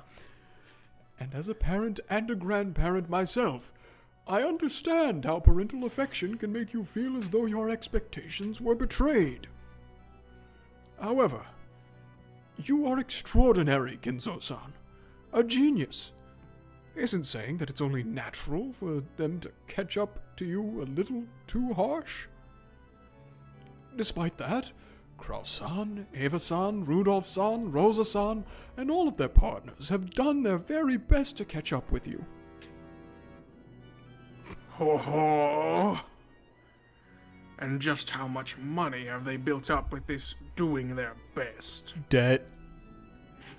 After these cowards fail completely in ventures and gain debt. Yep. And still try to sponge off me, how can you say that they did their very best? Money is the crystallization of everything in this world. If you cannot grasp that, then you cannot grasp the world. If a life cannot strongly grasp this world, it doesn't deserve to live. Disappear! Disappear from my life and reality!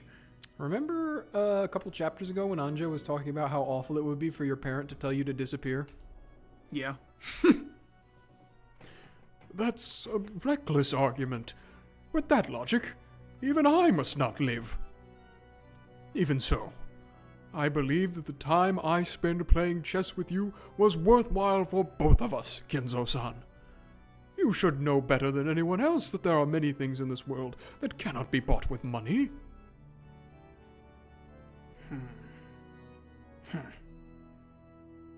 As the siblings motionlessly hung their heads, they cheered Nanjo on inside their hearts. Oh, Nanjo, the one man to stand up to Kenzo. True. Not one of the siblings could offer their opinion in front of Kenzo in a rage, but Kenzo's close friend Nanjo alone was allowed to. Even though Kenzo had raged so fiercely, after being admonished by Nanjo, he nodded several times as though in agreement. This surprisingly obedient side of him might have seemed cute, but there was no one here who could laugh. It may be true that your children haven't built up as great a fortune as you have, Kenzo-san, though, even so, they're rich enough to make me jealous. But besides money, they have also built up many things that cannot be bought with money. What is this theme that is popping off? I need to know. When it comes to that, they are in no way inferior to you, Kenzo-san. I think it's lure. Oh, and what do you claim they have built up that cannot be bought with money? Happiness. Family. They have found wonderful partners and have children, and each has built up their own happy homes. They have glorified your family name and have brought back grandchildren. Grandchildren are wonderful. We older people can look at these young grandchildren who will live on into a new era that we will not even be given a chance to see, and in them we can imagine an endless future. Isn't that the sole entertainment we have in our old age? Remember, Kinzo-san. Remember your joy when they first brought back their grandchildren. Your children and your grandchildren will carry your great works on to future generations, setting an example. That is something that an individual cannot accomplish no matter how much money they have. The siblings all nodded in agreement. Certainly, Kenzo had looked happy when his grandchildren had just been born, back when he still had some sanity in his heart. However, did Kenzo's heart still contain a human's warmth? In other words, in exchange for the vast riches I created, instead of gaining money, I have gained my grandchildren? Oh no, he's gonna start ranting about them now. No, that's not what I... So, in exchange for the several tens of billions in wealth that I have built up, I have gained a single grandchild from each of my children. This is wonderful! So, I have created a single life using 10 billion yen. That's how it is. Interesting. Truly an interesting example in the alchemical sense, right? Oh, what valuable grandchildren. Wonderful, wonderful. Is that right, Kraus? Is your daughter worth 10 billion yen? Uh-oh. Kraus couldn't answer instantly. It wasn't that he didn't have confidence in his daughter. It was because he didn't have a clue what Kenzo was trying to test him with in this question. That's kind of a nice little nod that even though they're very strict with Jessica, that they actually do believe in her. But when Natsuhi was then pressed for right. When Natsuhi was then pressed for an answer, she responded, breaking Kraus's silence with an answer of her own interpretation. Yes. Jessica is a daughter I wouldn't let go of, even for 10 billion yen. In that sense, I believe she has a value that can't be measured with money. Oh. So you can state for certain that she's worth 10 billion. Oh. What about you, Ava? What about your George? Since Natsuhi had answered that way, Ava naturally came up with her own answer as well. Even though Ava should have known better than to respond to a provocative question like this, she answered as well.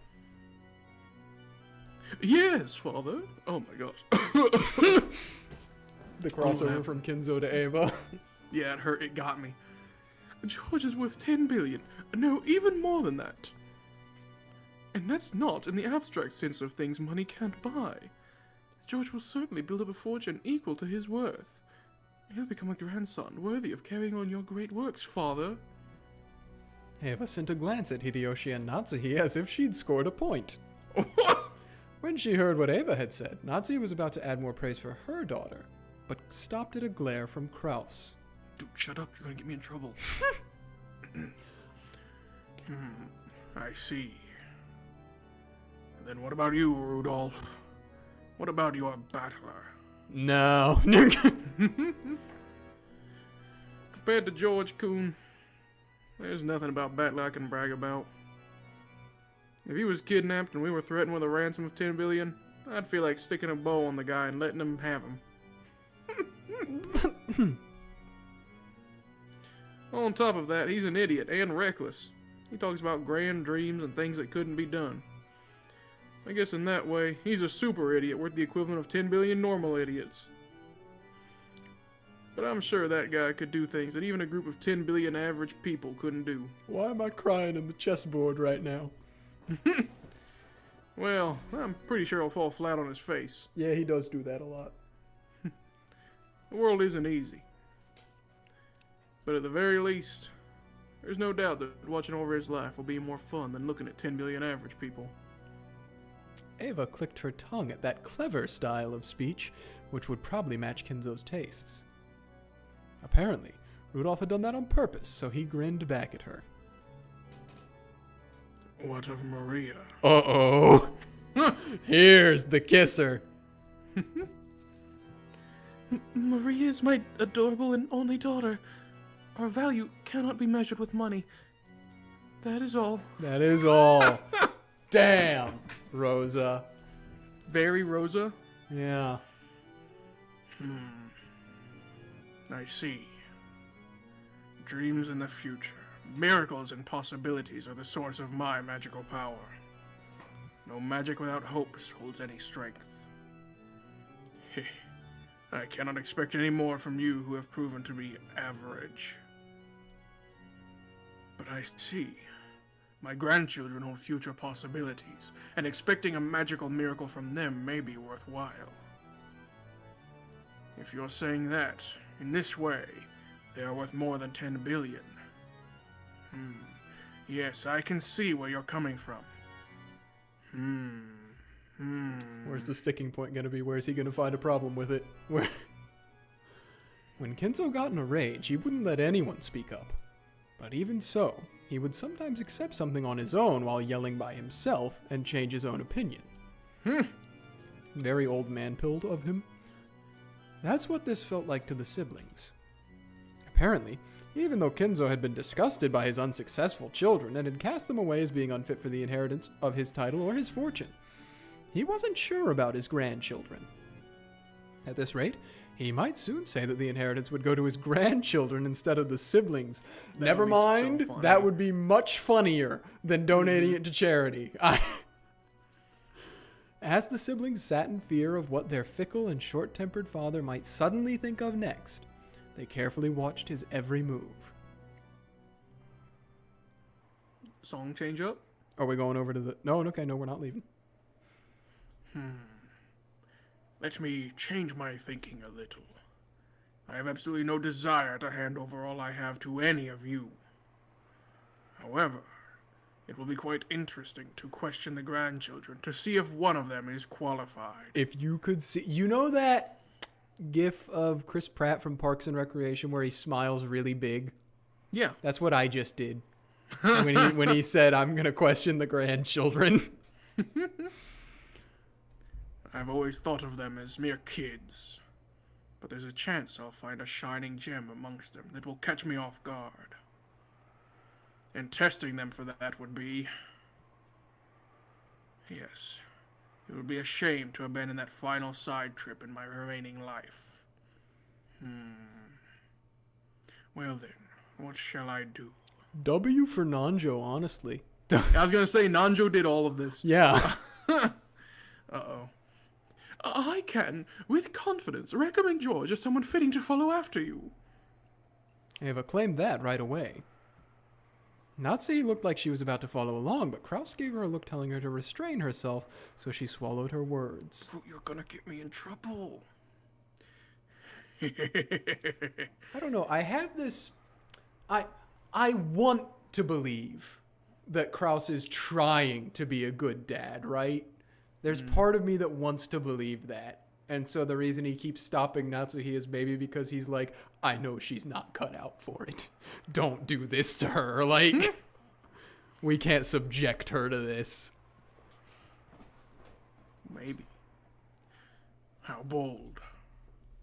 Then let us do this. I will individually question the grandchildren to see if they're qualified to succeed the Ushomiya family inheritance and wealth. Father. However, that does not mean that one of you will indirectly receive the inheritance. I am already disappointed in you all. There is no longer anything I have to give you. Not a thing.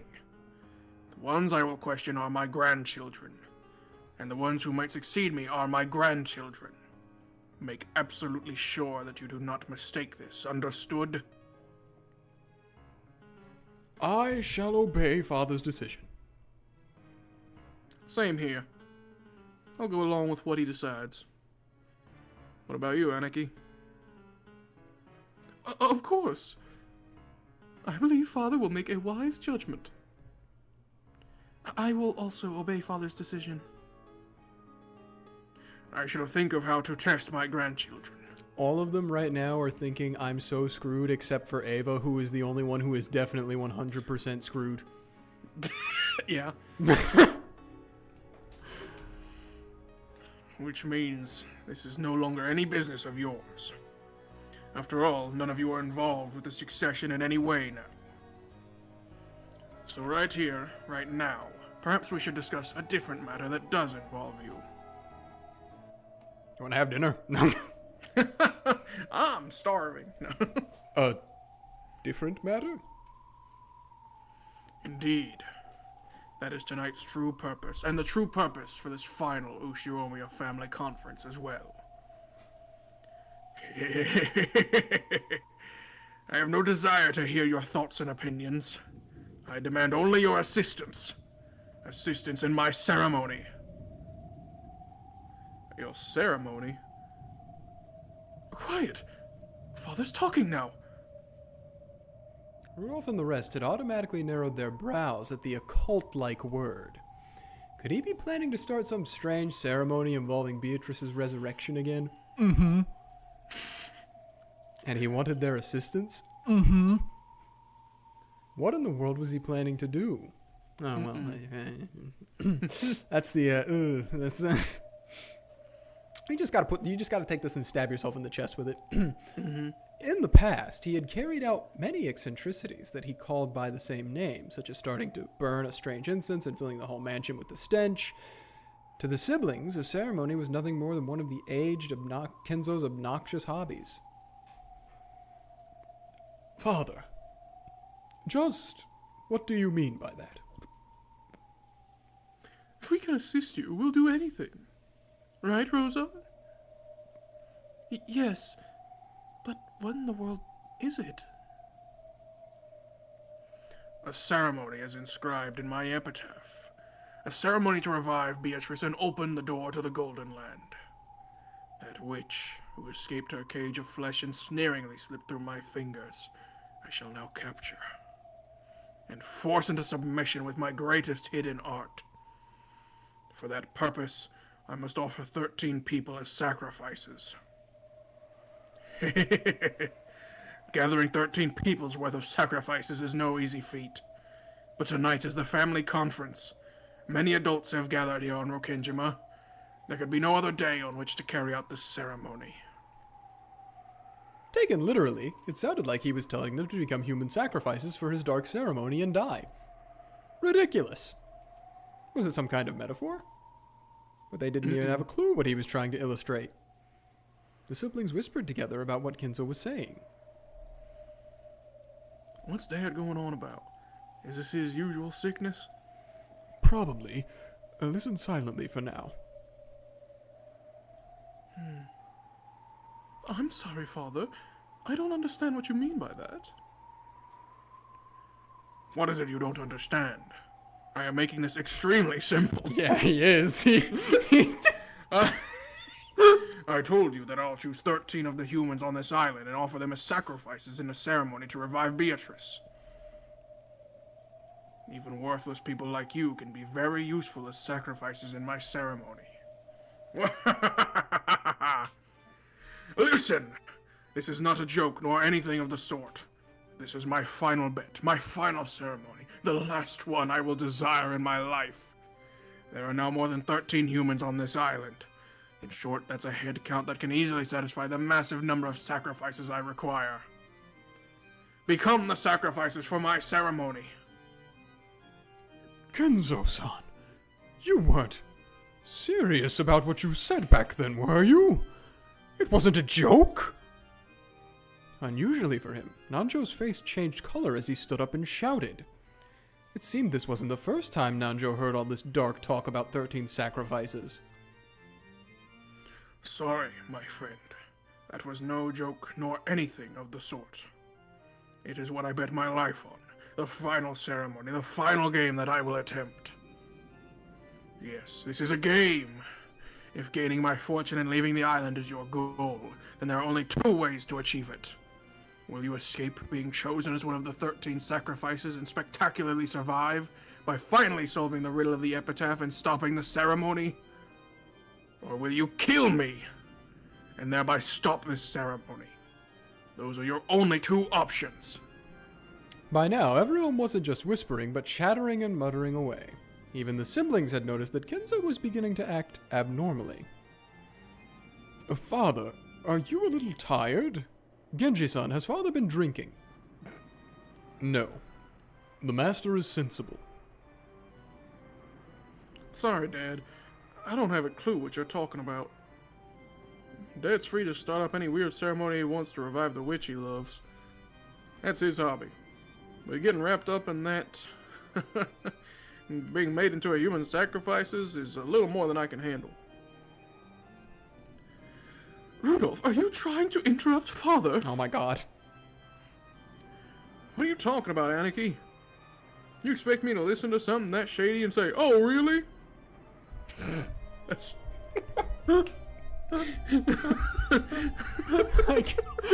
Oh, really? Yes! Was the ceremony Kenzo had mentioned literally something disturbing? Yes. Or was it some kind of test to choose the successor? Well, also yes. But you will be, like, death will be involved. Like, it seemed that Rudolph had taken it literally, but Ava apparently still believed that it was something like a test or examination to find a proper successor. But Kenzo responded with a clear smile. Well then, that is all I have to say. No objections or opinions are necessary from you. I will simply awaken from my dream of having 4 unsuccessful children. To all of you, what will occur now before your very eyes may seem like a dream, an illusion, something that couldn't conceivably be of this world, and a world that defies understanding. But that itself is my reality. It's Kenzo's world. Now, I will finally awaken from the shallow, useless dream that all of you are. Come, the game has already begun, see? With this many of you here, I can take lives starting with anyone. So long, my unsuccessful children. And for the final and only time in your lives, be useful. For my ceremony! Hey, you admitted they were useful when they gave you grandkids earlier. Arise, Pendragon's memorial troops. Are you ready? Are these new characters? No. Oh, okay. Sort of. When Kenzo raised his arms high like an opera singer and yelled as though towards a packed audience, the air shattered like glass, and the outlines of 3 people who supposedly hadn't been invited to this island appeared. Shyster 45, right here. Shyster 410, right here. There's a new one! That will be you. Oh, boy. Let me think. I've got it. Shyster 00 right here, sir. All right. 3 girls with strange forms suddenly appeared behind Kenzo. Where from? When? Who? Who were they? The humans were thrown off balance, and their minds went blank. Because they spent all that time thinking they lost their last chance to survive. She's got like a scar on her bunny ear. Yeah, she's cool. You have permission to shoot 6 to death.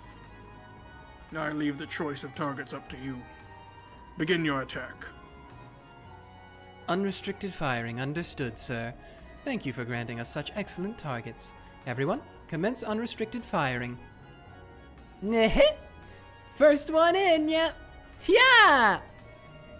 When 410 scratched the air with her finger, a golden bow appeared in empty space and she pulled its string.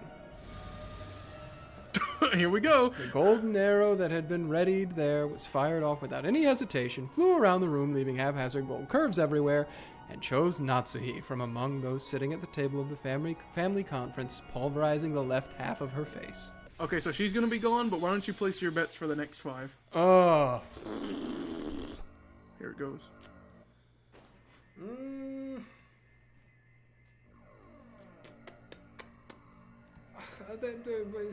This is indiscriminate. I don't know. That's what makes it fun. We're gambling, just like Kinzo.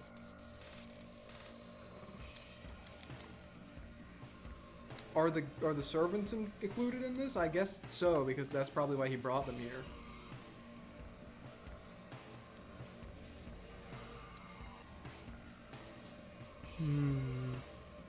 I'm gonna say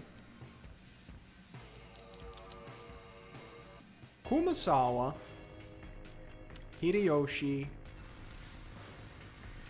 Rosa, and Kraus.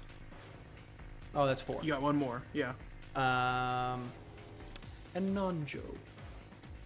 Okay, let's see what happens. Flesh and deep red blood scattered around, leaving massive red spatter marks on the relatives' faces and the pure white tablecloth. Silence fell. Despite the massive number of deep red spots left on the tablecloth, no one could understand why Natsue's head was half smashed, nor why she was hanging her head as though dozing while still sitting. And they watched on in silence. Those sitting on Natsue's right hand were silent for a relatively long time, but those sitting on her left were not, because the people sitting on that side had been shown her head, how her head had been smashed open like a watermelon or a pomegranate, and could even see inside her. If you do the non magic theory on this, like no magic involved at all, what more or less had to have happened is that Kinzo said, "Arise, Pendragon's memorial troops," and then like spoke in a funny voice saying like right here and then just pulled out a shotgun and shot Natsui. Which is crazy. Commencing firing, sir. Dang. Just had to think about that for a minute. Natsui. One down. Natsuhi, is it? A luckless woman to the end. Next! 00 firing.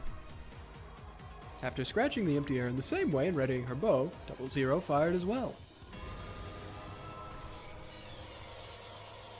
After it flew around and around at high speeds like the golden arrow 410 had released, drawing a convoluted curve in the same manner, it smashed half of Rudolph's head in the same way as he looked at Natsuhi in shock, killing him instantly. Dang it! Yep. Let's go gambling! This time, everyone managed to avoid freezing up mentally. They realized that a fearsome murder had started playing out right in front of them, just as Kenzo had said. And they realized that Kenzo would probably kill even more.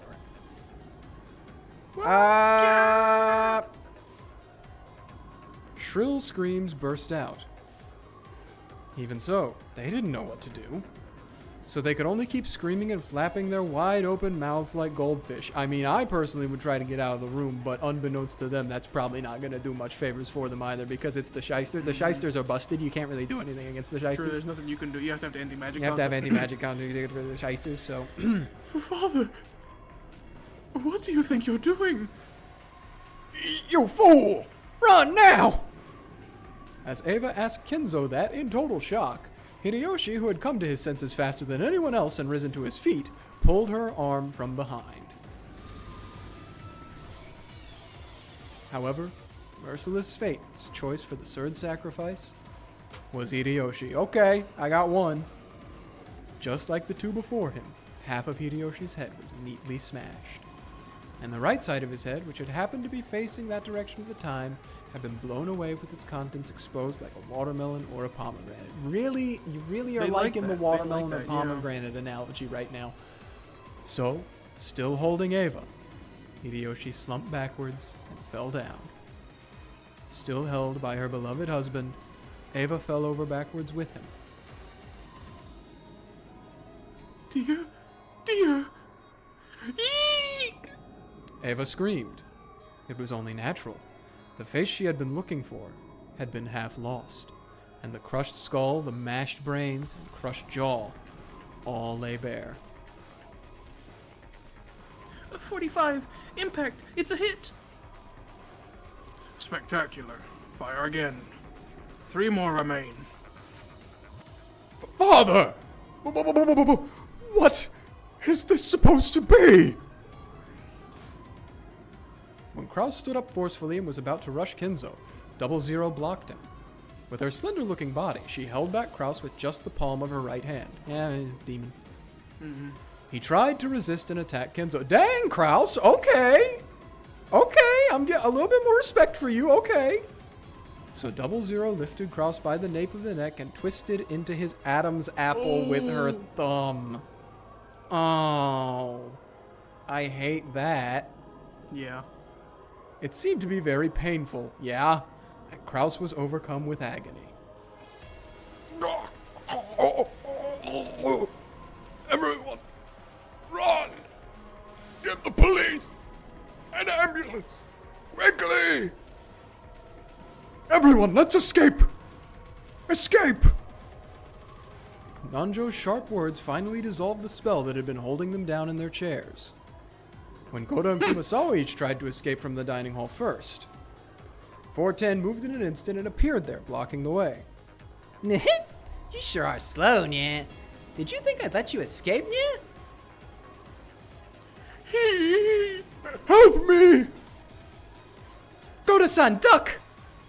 Even though Goda didn't understand, he crouched when he heard Kyrie's sharp voice. Then a burst of air rushed above his head. Kyrie had taken a big swing with a chair to mow 410 down. But 410, still with a mocking expression, easily caught that widely swung chair in a single hand. What a scary woman, Nya. You really want to go the same way as your husband that much? From the cuff of her arm where she had caught the chair, something like a golden snake appeared, shining like a golden snake, wrapped itself around the chair and burst open. It was a fearsome power, like a vice. When Kyrie realized that the being in front of her, which looked like a girl, was actually something that surpassed human knowledge and that a human could not even begin to oppose, her head was filled with a fierce alarm bell that welled up from deep inside her. See, it only happened after she realized that. If she would have kept the anti-mat. Oh, I'm beginning to believe.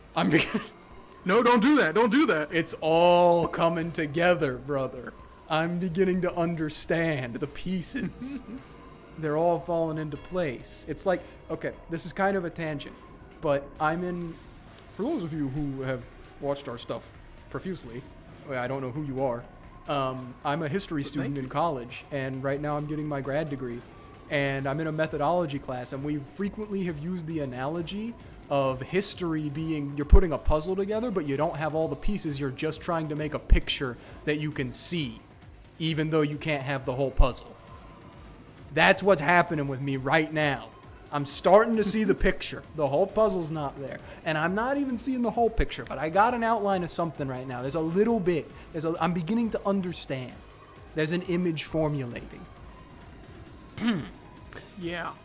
Genji, Shannon, and Cannon, all of the servants permitted to wear the one-winged eagle, continued to stand calmly at attention by the wall, even with a scene like this before their eyes, making them look very bizarre and eerie. For an instant, Kyrie thought that they'd managed to stay calm because they were with the enemy, and had been given a guarantee that they wouldn't be killed. But as soon as she thought that, the sight of Genji's face was blown away before her eyes. Not Genji! Yeah. Genji-san. 45. Impact. It's a hit. One more! Who's it gonna be? Genji, how unfortunate.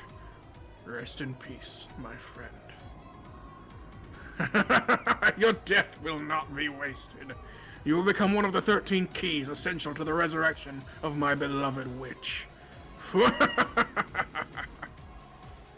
The half of Genji's expression that remained was as indifferent as ever. Typical Genji. He tilted, fell over, and sent a blood-red spatter out across the floor. Genji-sama? We're nothing more than the witch's pieces. Nothing more. Nothing more. Mustn't fear, fear is the mind killer. You're just a chess piece right now. It's not the real you. From the meek and frustrated, No, resigned expressions on Shannon and Cannon's faces. One couldn't sense any naive hopes that they'd be rescued. That's right. Kenzo was, in the truest sense, carrying out these murders at random. In the truest sense, he was killing like it was a game to see who would be saved and who would be killed. Well then, who we go for next, yeah? 410 looked at Kyrie for a second. In that second, Kyrie was prepared for her own death. Oh no, she didn't kill Kyrie. I thought she did. So that means there's 2 more left. But when she readied her golden bow in midair, 410 was looking at someone else over Kyrie's shoulder. So, as imprudent as it was, Kyrie felt as though she had been saved. Again, an ugly, exploding, popping sound rang throughout the room. Who was it this time? When Kyrie turned to face the direction of the sound, she saw blood gushing like a fountain and Ava laying on her husband's chest. Of course, her face had been half smashed just like her husband's. 410 had mercilessly targeted Ava as she'd clung to her husband's corpse, sobbing. Let go of Nissan!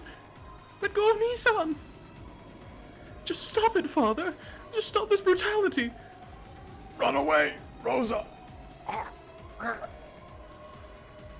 Rosa's objection didn't reach Kenzo as he continued to laugh loudly in the blood-spattered dining hall, and she wasn't able to lessen Krause's pain at being lifted up by the nape of the neck by 00. So, Rosa had no choice but to use force. She lifted up a chair beside her and gave a warning. Father! Order her to let go of Nissan! Just stop them from doing this! I cannot. If that is what you desire, then prevent it using your own power. Cut a path through to your own fate with your own hands. You who have always hid behind the backs of others in fear, let me see you overcome your weakness one last time in your life. Father. Ah! The chair that Rosa had lifted up swung down at the father who had reigned as a symbol of terror for her entire life. It was the greatest and final act of bravery and self-control in Rosa's life. What Kenzo had said might have been true. If she had grasped that courage much sooner, her life might have become more free, unrestrained by anyone else. Then there was a bursting sound. The sound of Rosa's chair fiercely hitting Kenzo could not have been this. With the chair still lifted up, she neatly lost half of her head and slumped over. Still holding Krause up with the one hand, 00 had stuck her other hand out towards Rosa. The gold snake released from that arm had constricted Rosa in a helix and had smashed into her head. Defensive firing. I apologize for the discourtesy of shooting so close to you, sir. I cannot. So this makes 6 people. Yes, Lord Goldsmith. This makes 6 people. When she indifferently communicated that, 00 let go of Krause, whom she had been lifting up this whole time. Indeed. So the sacrifices of the first Twilight were Ava, Rudolph, Rosa, Natsuhi, Hideyoshi, and Genji. I got 2? Yeah. Okay. I knew Krause was gonna live because this is his adult episode. Actually, I guess it could have been Rudolph too, but I feel like because he's so close to Battler, that he kind of gets a little bit more screen time anyways. So I was assuming this was gonna be a Krause episode.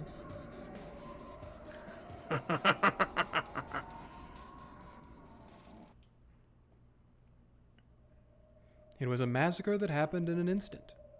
The interior of the dining hall had been dirtied by blood splatter, and the 6 unlucky victims lay with their heads brutally exposed. In a way that was fitting for that abnormal space, Kenzo's abnormal laugh alone echoed out.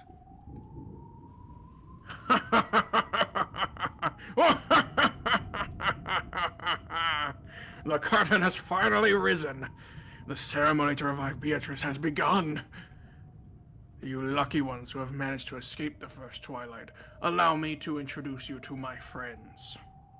Arise, my friend! Run away! When Kenzo called Runaways' name, the demon butler showed himself in midair, bowing respectfully. Pleased to meet you, everyone. And good day to those of you I haven't seen for a long time. He's talking about us! It seems this place is once again spectacularly untidy. Pay it no mind. It takes a stimulant of this level to wake me from my daydream-like days. Allow me to introduce my friend, a reliable butler and one of the 72 great demons, Ronove. I am pleased to make your acquaintance. Just who was he making that introduction to? Me. Kraus and Kirye, who were still down on their backsides, and Nanjo, Goda, and Kumasawa could only look up at this middle-aged gentleman they didn't know in shock. I'd say he looks a little younger than middle-aged. Only Shannon and Canon seemed to recognize him, and they bowed deeply. So, I wasn't able to greet Genji. I hope he was at least able to fulfill his purpose painlessly. It was an instant death from a direct hit to the head. He didn't have time to feel the pain. Is that so? Very well. Allow me to introduce another friend. Arise, my friend, Vergilia! Okay, what's about to happen right now? What do you mean? Once again, a silhouette of someone the relatives didn't know appeared from empty space. Okay, so she and Kumasawa aren't overlapped in this one. She appeared in a refined dress while making an elegant greeting. Thank you for summoning me, Master. Although I would rather not have been summoned into a bloody place such as this. Allow me to introduce her too. This is both my friend and a reliable counselor, Vergilia. I desire to borrow your great power as the Witch of the Finite. Witch of the Finite? I do not believe that title has been used yet, has it? I think it was said once a few streams ago. Was it? Was it said used in in reference passing, to though. her? Yeah. Okay. Was it when they were in the little flashback where Maria was like, we're gonna make the Mariage Sorcière? Maybe? I can't recall. But, lend it to me. Even if I tried to refuse, such a thing wouldn't be permitted for one subordinated. Subordinated, That's the word. The word is subordinated. For one subordinated by the power of your summonings. As you wish, Master. Still, what a fearsome fellow. To think he summoned 3 of the Shysta Sister Corps, then me, and even Vergilia. He can boil the ocean, so they say. Even though it's only in the area of summoning, to think that he surpasses Milady so thoroughly. How frightening. That's the one thing he's good at. I can't help but shudder at the Ushiromiya blood. In order to carry out Beatrice's resurrection ceremony, I shall give it my all as a summoner. This still isn't enough. In order to perfectly succeed in the ceremony this time, I shall summon more. The Pendragon Memorial Troops, and Ronove, and Vergilia. I can still call more. With my magical power, I can still call many more. Please, for the love of God, don't introduce new voices. I'm begging you, Answer Kenzo. to my summons! Kenzo, please! One of the 72 demons! Gap! It's so over. That's me. He's introducing new characters. It's so over. Gap? You can even materialize her? It probably means that the corrosion has advanced even more on this island. Corrosion? There's corrosion? Skylar, there's rot? It had already proceeded far enough to materialize us. Battler scraping through the walls in the tea party. Beatrice, there's rot. By now, we shouldn't be surprised no matter how great a demon he summons. Has Rokenjima already been completely sucked into a parallel world then? That happens every time, lady. I hope he does not surrender. He learned a lot last time, correct? I'm just imagining magic is real right now, and all the family members who are living are like, what are they talking about? After all this time, he won't surrender over this much. Probably, I should say. Well then, shall we enjoy the stage we now stand upon? It seems the main character is the master this time. Let us expect a script of a different flavor than Milady's. Blue? Holy blue. That's the first time I think we've seen one appear like that. Yeah, it says Gap. Oh, it does. Look at that. That's funny. When Kinzo strongly concentrated his magical power, a pale light gathered in empty air, twisted, and a magic circle was drawn there with a deep red glow. Holy moly! Do you know this song? Is this fish here? No! No! It's a fucking Happy Maria! It's the instrumental version, but it's it. It's finally here. Yep. Why? Now, God, What? God, Jesus Christ, my Lord, and Savior in heaven, why did you make all of the demons extremely hot women? Why? Why'd you do that, buddy? Why? Oh wait, I didn't read that. Wait. No. And with the sound, I was too distracted. What? I'm appreciating it. Yeah. And I shouldn't be because they're vile, wretched demons. But you know, we're all sinners. And with a sound like glass breaking, a new demon could be seen there. You did well to answer my call. Gap, one of the 72 great demons. Okay. My plan is to try to make her French. Let's see if we can visualize the action, now actualize the vision. I've Yes. been preparing for this and it's been stolen from me. Yep. Damn you, Kenzo. Well, this is one hell of a place you've summoned me to. Oh no, that's pretty good. Yeah, pretty good. Cool. Did you call me to clean up this bloodstained room? Goldsmiths? The literally devilish woman, wrapped in a venomous, ominous costume, looked at the scene which should have made her cover her eyes and twisted her mouth in a grin. I should also Oh, say no. we now have a handful of new characters to look at if you want to. Oh no. Is there a problem? I like evil women, produce it. Me too? Oh god, with the whole... Remember when I was talking about the puzzle? Now, if you want to go back to your theory, isn't it interesting to note that Kinzo's lines to all of them are blue? Yes. Yes, it is. Anyway, If take your pick. Kinzo is Beatrice's furniture, I mean, we saw through Avatrice that she can use a substitute to use her power as her and still technically have it be her. So that would make sense if he's her furniture or whatever that gold line constitutes. Then this is all in relation to that because they're all Beatrice's furniture still. So really they're all co-workers, essentially, to use an analogy. Potentially. He does greet a lot of them as friends. He does. Which also now I'm like, I think I'm getting a little in the works in my own head about how the heck does summoning work and who can be summoned and why and for what reason. Because it seems like literally anyone can be summoned no matter what their power is, depending on like how powerful you are, because Virgilia was supposedly a super powerful witch. But Kenzo can summon her, but also maybe they have to be dead, because I think everyone who's been like summoned is either some kind of demon or confirmed to have died at some point. Maybe, I don't know. I'm formulating.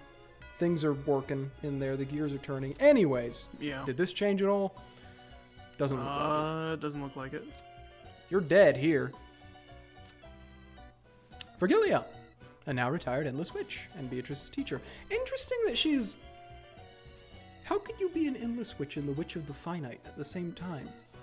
Because she's retired. So like she's like one of those people that retired but then went straight back into the workforce? Yeah. Okay, so she just became a different title. She's witch. part-time. Okay.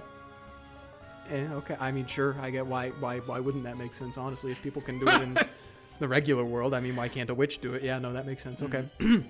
She used the endless magic properly and devoted her life to the smiles and happiness of many people. Truly, we need an Umineko prequel that's just like a regular visual novel with no Bro, mysteries. wait till I tell you about Higurashi. God damn it. Is kidding. Regalia and Higurashi? No. I don't care. No. Maybe one day I might actually. Quite tempting. The plan is eventually we'll get there with these streams. Eventually. Anyways, she taught Beatrice the endless magic, believing that Beatrice would also devote herself to the people, and retired. She didn't quite stick around long enough to make sure. Yep. Though she was Beatrice's teacher, she was also a magician employed by Beatrice's family. For that reason, she interacted with Beatrice in a manner fitting for a servant. Some point to this as the source of Beatrice's arrogance and recklessness. Shysters, good to see you again. 45 methodical. I don't think this one has changed. No, I don't think so. You certainly haven't changed, you maniacal, sadistic creature. La criatura. It was struggling to give me 00 there for a second. She's cool.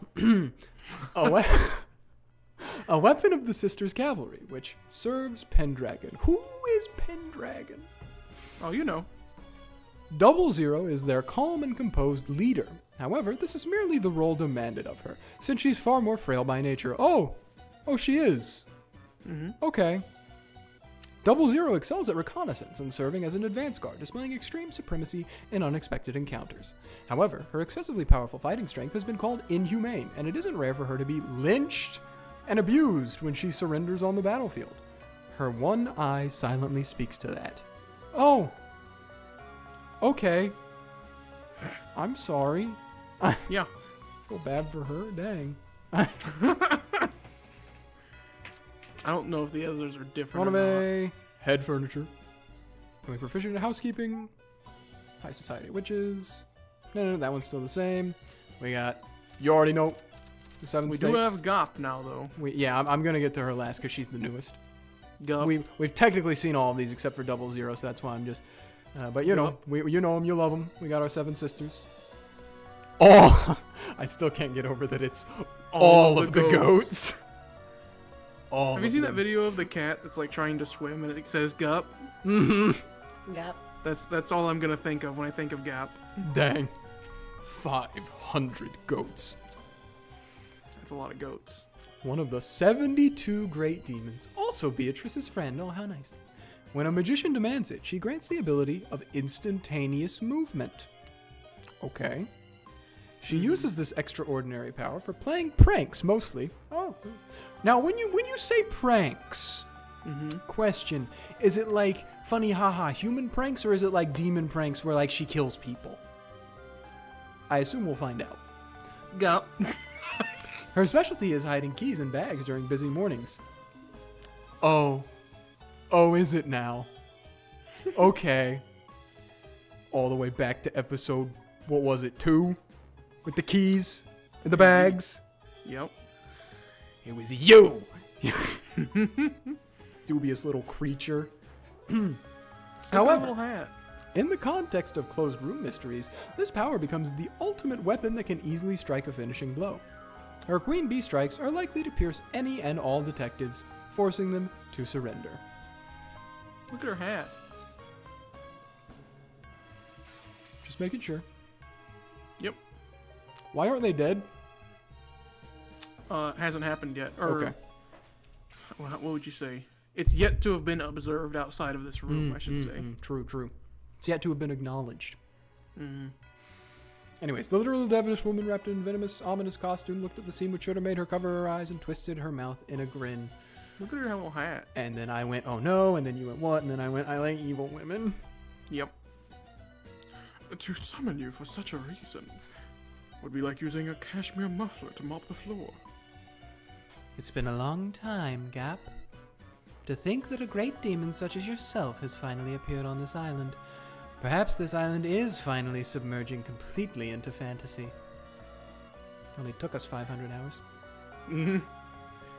This all-star cast is even more surprising than the gruesome state of this room. The full three Shyster sisters, the great demon Runaway, the great witch Virgilia, and even me. What's going on? Is this pandemonium? Are you trying to start a concert from hell or something? I see. As a conductor for that, I couldn't think of anyone better than you, Goldsmith. I will have your assistance as facilitator in the completion of my ceremony to resurrect Beatrice. You have no objections to my summoning contract, correct? Of course not. Oh no. I like her face. Oh. There's no way I could resist the subordinating power of the legendary Great Summoner, Lord Goldsmith, who forced the famous Great Witch Beatrice to do his bidding. I can't help but wonder, you know? Buddy, hand check. Wait. Let me cook for a second. I can't help but Okay. wonder. No, for Tuesday, I think you might have been onto something with the me waking up in 2005 and then becoming Yikisha 7. Yeah? Because, like, when this got picked up and they redrew all of his characters, Mm-hmm. I wonder if he was filled with, like, if he was either like, I don't like it, it's different than what I did, or if he was just filled with an utter sense of euphoria at the fact that all of his so many women were drawn so beautifully. That's the best way I can put it. I don't know. I don't know if anyone else out there gets me right now, but if you got me, you got me. All right. Dang. Did you read this? You read this. Yes. It's okay. I'll have my time when the rat's on screen. I'll assist you. Although I will, of course, ask a fitting price. So, what's my first job? Capture the cowards who made it through the first twilight. Fortunately, there are still 7 here, aren't there? Nanjo, Shannon, Kanon, Goda, Kumasawa, Kyrie, and Kraus. Oh, if these 7 are all offered as sacrifices, that's exactly 13 people. Dang. Until it's time for the second and later twilights to be carried out, throw them into the cage of sacrifices. There's a cage? Mm-hmm. A cashmere mop, huh? Understood. Yeah. Also, I do just want to point out, while I was on that tirade, we lost 2 viewers, and I'm proud of that. As Gop shrugged her shoulders, she looked at Kraus, who was still down on his butt. She glared. Then, when she snapped her fingers, Kraus was swallowed up by the floor, as though a round pitfall had opened up beneath him. Looney Tunes, what? One down. There was no hole in the floor, but it had certainly looked as though Kraus had been swallowed up by a hole and disappeared. Searching for her next prey, Gap's gaze crossed Kyrie's. She snapped her fingers. Kyrie jumped back as though repelled. Her instincts had been right. After all, in the place where she'd been until a second ago, a round jet black hole had appeared, the same kind that had swallowed up Kraus. However, before she could catch her balance, another pitfall appeared and swallowed her up. These demons, man, they're just too overpowered. Mm-hmm. Even when Kyrie had no way of eluding Gap's capture. Oh, even Kyrie had no... Kenzo? Not Kenzo, Nanjo? It's He just getting... fell. Sun's getting real low. I'm losing my mind. But Yep. the appearance of Gap has done something to me. I guess. Oh! You know, I should have expected this, but I didn't somehow. You should expect this when any of the new furniture women are introduced. Honestly, yeah, I at don't this know. point, I don't know. I don't know what it was. Gap has a pretty not popular, like, she's not super popular in the community, so I don't know. I just didn't expect it. Well, brother, all I can tell you right now is I'm holding myself back for the sake of this stream. So, when she snapped her fingers again, a shocked Nanjo was swallowed up by the floor and disappeared. When she did it again, 410 let out a short yell and jumped back. This time, a slightly larger pitfall had opened, swallowing both Shannon and Canon, who had been standing in a line by the door. But because 410 had jumped away from the door, the way was no longer blocked. Get out! Get out, Goda! This is your chance! Come on, Big G. Instinctively aware that he would be next, Goda dashed out through that door. Of course, Kumasawa also escaped with lightning speed, chasing after Goda. As Gap snapped her fingers over and over, round jet black pitfalls opened one after the other behind them, chasing them. That's not terrifying at all. However, they did nothing but drive the recklessly fleeing pair away and couldn't swallow them up. Goda and Kumasawa had escaped in a matter of seconds. I've gotten slow. And let two get away. Don't worry, we are currently locking onto the escapee targets. Are they considered the two that are close because of this? Data link ready. Shall we snipe? No, I cannot authorize that. They are precious sacrifices. Wait for the Master's authorization. Great Lord Goldsmith, we await your orders. It is still too soon for the coming of the second twilight. Is what the source of my magical power is whispering to me. Yep, Beatrice. You got an Must not earpiece be in? now. Let them do as they please. It isn't as though they can escape from this island. The source of the Master's magical power is noise and risk and tests of luck. Ho ho ho. In other words, it means being fickle, it would seem. Perhaps you could also put it that way. Good work, Gap. Let us steadily advance the ceremony from here on. Well then, that is that. Next are my grandchildren. I will test them to see whether they are qualified to become my successor. Let's see. How shall I test their qualifications? If you decide that they're qualified, do you intend to abandon Beato's resurrection? Of course. And despite that, I will test them. Perhaps a woman cannot understand that contradiction, nor my madness.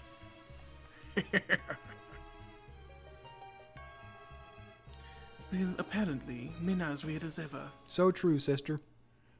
I don't get the very concept of playing around with Reese. I haven't gotten to say that in a long time, not since we were in your campaign. Oh my, and I thought you loved that sort of thing. Of course. I can be crazy.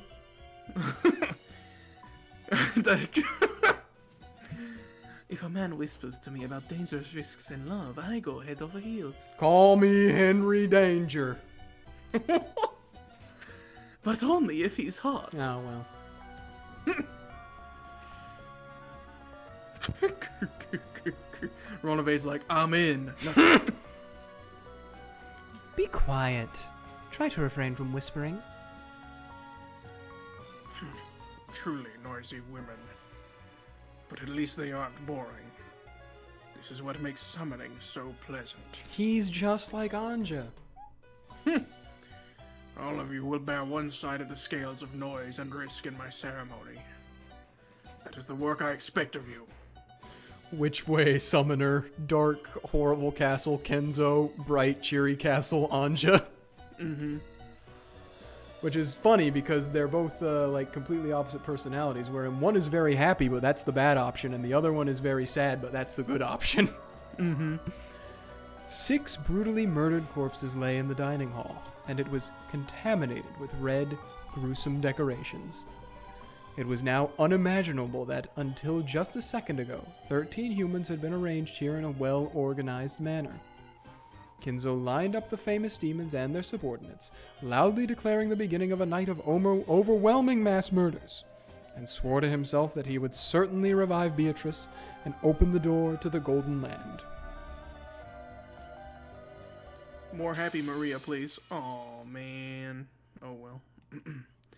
Sorry to keep you waiting. There's no problem. Now the curtain finally rises on the first twilight. I'm quite excited, honestly. That Kinzo, I see he loves being flashy as usual. So even that man can be more persistent than anything when he follows you around. Can shine so when on the stage. Damn. Always killing in a grotesque way as usual. Smashing half of their heads. The bad taste you witches and demons have always pisses me off. Smashing half of their heads. I see.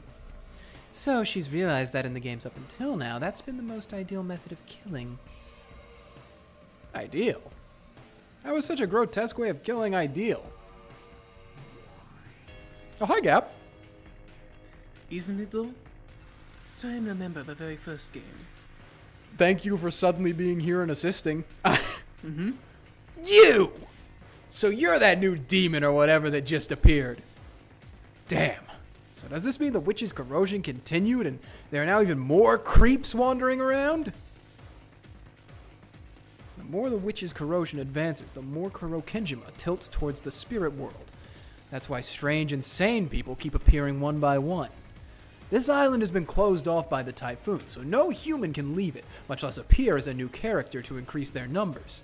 But the more the corrosion advances, the more witches and demons can appear without limit. Bieto and I were just talking about this while you guys weren't here. That's how I know all of it. Increasing one by one. By now, there might be more demons than humans among the characters appearing in this insane tale, yeah? Their numbers might be the thing that represents this mad corrosion. Yeah, I'm sure that's true. And the corrosion hasn't just affected the number of people, but apparently their fashion sense as well. Hey, I like it. And you should be on my side.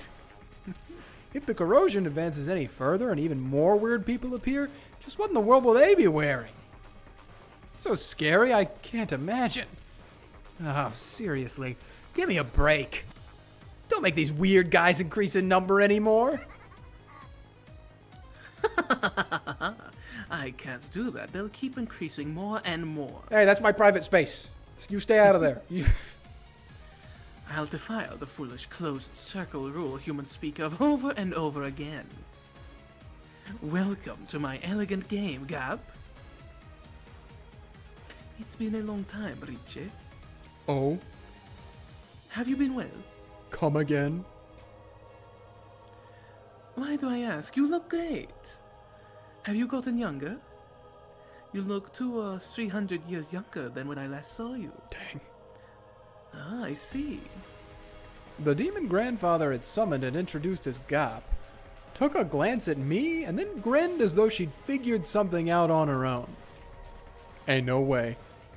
Ain't no way Beatrice is making herself look younger because Battler's here. That smile felt openly obscene. I guess she's Beato's friend. Which means she's gotta be a creep among creeps. By the way, they were saying something about a closed circle or whatever, but what does that mean?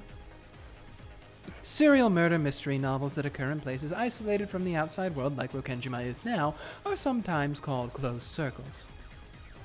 Since such a place is isolated from the outside, it's like a circle that's closed.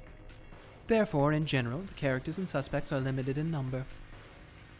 Having new suspect candidates added on one after the other from the outside, the circle goes against the etiquette of mystery novels. In other words, the witch is probably trying to desecrate humans and the mystery genre itself. You're Gretel. I see. You look like a wise kid. I love kids like you. You taste so sweet and tantalizing. Step back, ma'am. She's mine. No. Gross. Keep the jokes to your clothing. Oh, Dang! oh! Get her, Ange. You're sorry. You're right. Yes, my queen, Ange. Sorry, I'm back in line. I'm not a rabid dog anymore. What in the world? Okay. It's Devarish Pariti's newest Jack the Ripper, Christmas Blood. Sorry for having a style that a country bumpkin from the humor world couldn't understand, okay? At least we know it's well ventilated. Why don't you add a gap to that head part as well? Let a little air into your brain. A gap is always sensitive to the fashions of the spirit world. But this year's fad truly is bold. I think I'll order one sometime. For you, Riche, I recommend Ali Gray, Alice and the Graveyard. Let's go to 666 sometime soon to look at the clothes. You really should drop by the spirit world every now and then. When this game is over, I'll be sure to do that. Still, your two opponents are pretty cute, Riche. It looks like this kid has figured out the meaning of the corpses with their head half smashed. Know what that is, girl? Just now, she told me to remember the first game. What did that mean? We'd be here so long if Ange wasn't here. Just what it sounds like. Remember the first twilight of the very first game, when the adults' corpses were found in the gardening shed with the magic circle drawn on it. Remember? Here we go. He's got to think on it. 2 hours later, Episode 1. The First Twilight. Kraus, Rudolph, Kyrie, Rosa, Shannon, and Goda. All 6 of them had their heads pulverized and died. At that time, there were 2 types of corpses. Some had their faces pulverized, and some had half of their faces pulverized. That's right. The ones with their faces smashed were Rudolph, Kyrie, Rosa, and Goda. The ones with the sides of their heads smashed were Kraus and Shannon. At the time, I fically created 2 types of corpses, but I realized that the former, more atrocious type was actually disadvantageous for me. Disadvantageous for you, because it could be claimed that they weren't that person. I see. So that's what this is. That's right. The smashed faces might look atrocious, but that made it hard to confirm the identity of each person. Yeah. For example, at that time, Uncle Kraus and Shannon-chan had their heads half smashed. That alone was atrocious enough, but because half of their faces remained, it was easy to confirm their identities. But Dad and the other 3 were different. Because his face had been completely destroyed, even I, as his son, could only guess by inference that it had to be Dad because of his clothes and the like. In short, it remained vague until the end whether that really had been Dad's corpse. If this reasoning battle had taken place during the first game as well, I probably would have claimed that since the identities of Dad and the rest of the bodies were impossible to confirm, there was a possibility that one was a fake corpse. After all, Beato didn't state anything in red during that game. Well done, correct. A fake death is one of the basics of the mystery genre. Even if you make a doctor examine the corpses, you can't trust the results if you suspect him of being the culprit's accomplice. Therefore, corpses that can't guarantee a death for certain are always disadvantageous for the witch's side. You can suspect fake deaths for all corpses, hypothesizing that one or more of them is the culprit for the crimes that follow. It's a move Battler doesn't like, but it's the most elementary move to use against a witch. Yeah, that's right. That's why Beato started using the red. With the red truth, she can carry out a perfect autopsy. That's how it is. Normally, for the first Twilight, I would use the red truth right away, confirming the death of these 6. However, as you know, my battle strategy this time is the complete opposite of previous games, and I'll now use red truth starvation tactics. Since you use it as a grounding from which to counterattack, I will not use the red easily. I'll make you come apart at the seams by using red in just a single place, as rarely as possible. In the end, it means I will permit all rants regarding your guesswork for all the closed rooms. And I only have to smash one of those once with the red truth. Even though you've always teased me, once I start counterattacking, you now hole up back inside your shell. Quit kidding around. At any rate, I do not want to use the red. I want to be stingy. I want to bully Battler. But how could I guarantee a death for certain without using red? I worried and worried over it. Then Gap gave me an idea. It truly is a simple method. I just pointed out something obvious and you hit upon the idea, Riche. I simply said that you only had to create corpses whose identity could be distinguished and whose complete deaths would also be understood. In short, I put those two things together. The face, which is necessary to distinguish their identity, and the pulverization of the head, the vessel for the soul, which is the perfect symbol of death. When I put those two parts together, neatly together, wonderful, I came up with the perfect answer of corpses with their heads half smashed. I'll bet you love two-colored bread and two-colored ice cream. You're just like a greedy kid. At any rate, even if half of their heads are smashed, we shouldn't assume that they're dead at this point in time. I get it. Since Pietro is trying to act tough and is refusing to say anything in red, we've got to suspect everything. Of course, I'm definitely not going to swallow the theory of magical mass murder by the shyster-ass Nachans. You should have gotten prudent. If this was the first game, you would have swallowed everything. I wouldn't have anything less from a rival. Since there is fortunately no red now, he can imagine whatever he wants and reason over and over again as he likes. At the very end, at the very sweetest spot, I'll cut him down at once with the red truth. Oh, Yeah. okay. I didn't expect that to be where it ended. Yep. Huh. Perfect timing. All right. I would like to make a formal apology. I have had a serious and severe lapse in my judgment, Yeah. and I got a little excited Yeah. when Gop showed up. So I just, Yep. I just want everyone to know that, I apologize. It's fine. Ange got me back in line. Won't happen again. When are you going to make reparations, Levi? That's what the people want to know. When we start making money off the channel so that I can pay people with that. So, subscribe! You heard it here first, folks. Anyways, it is getting quite late on our end. Indeed. But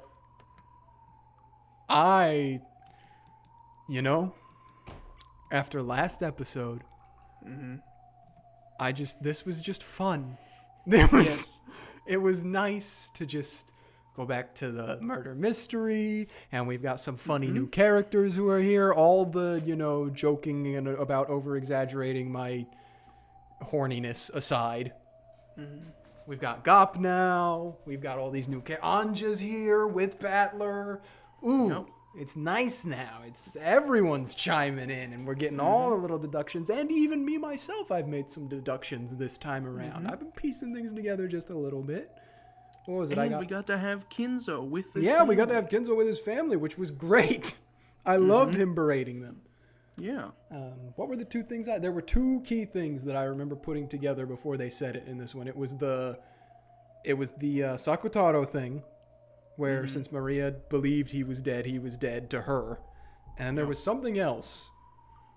Just a minute ago, Yeah. you were like, that's why the faces were covered. It Yes, was yep. hard to tell the identity. Faces, yep.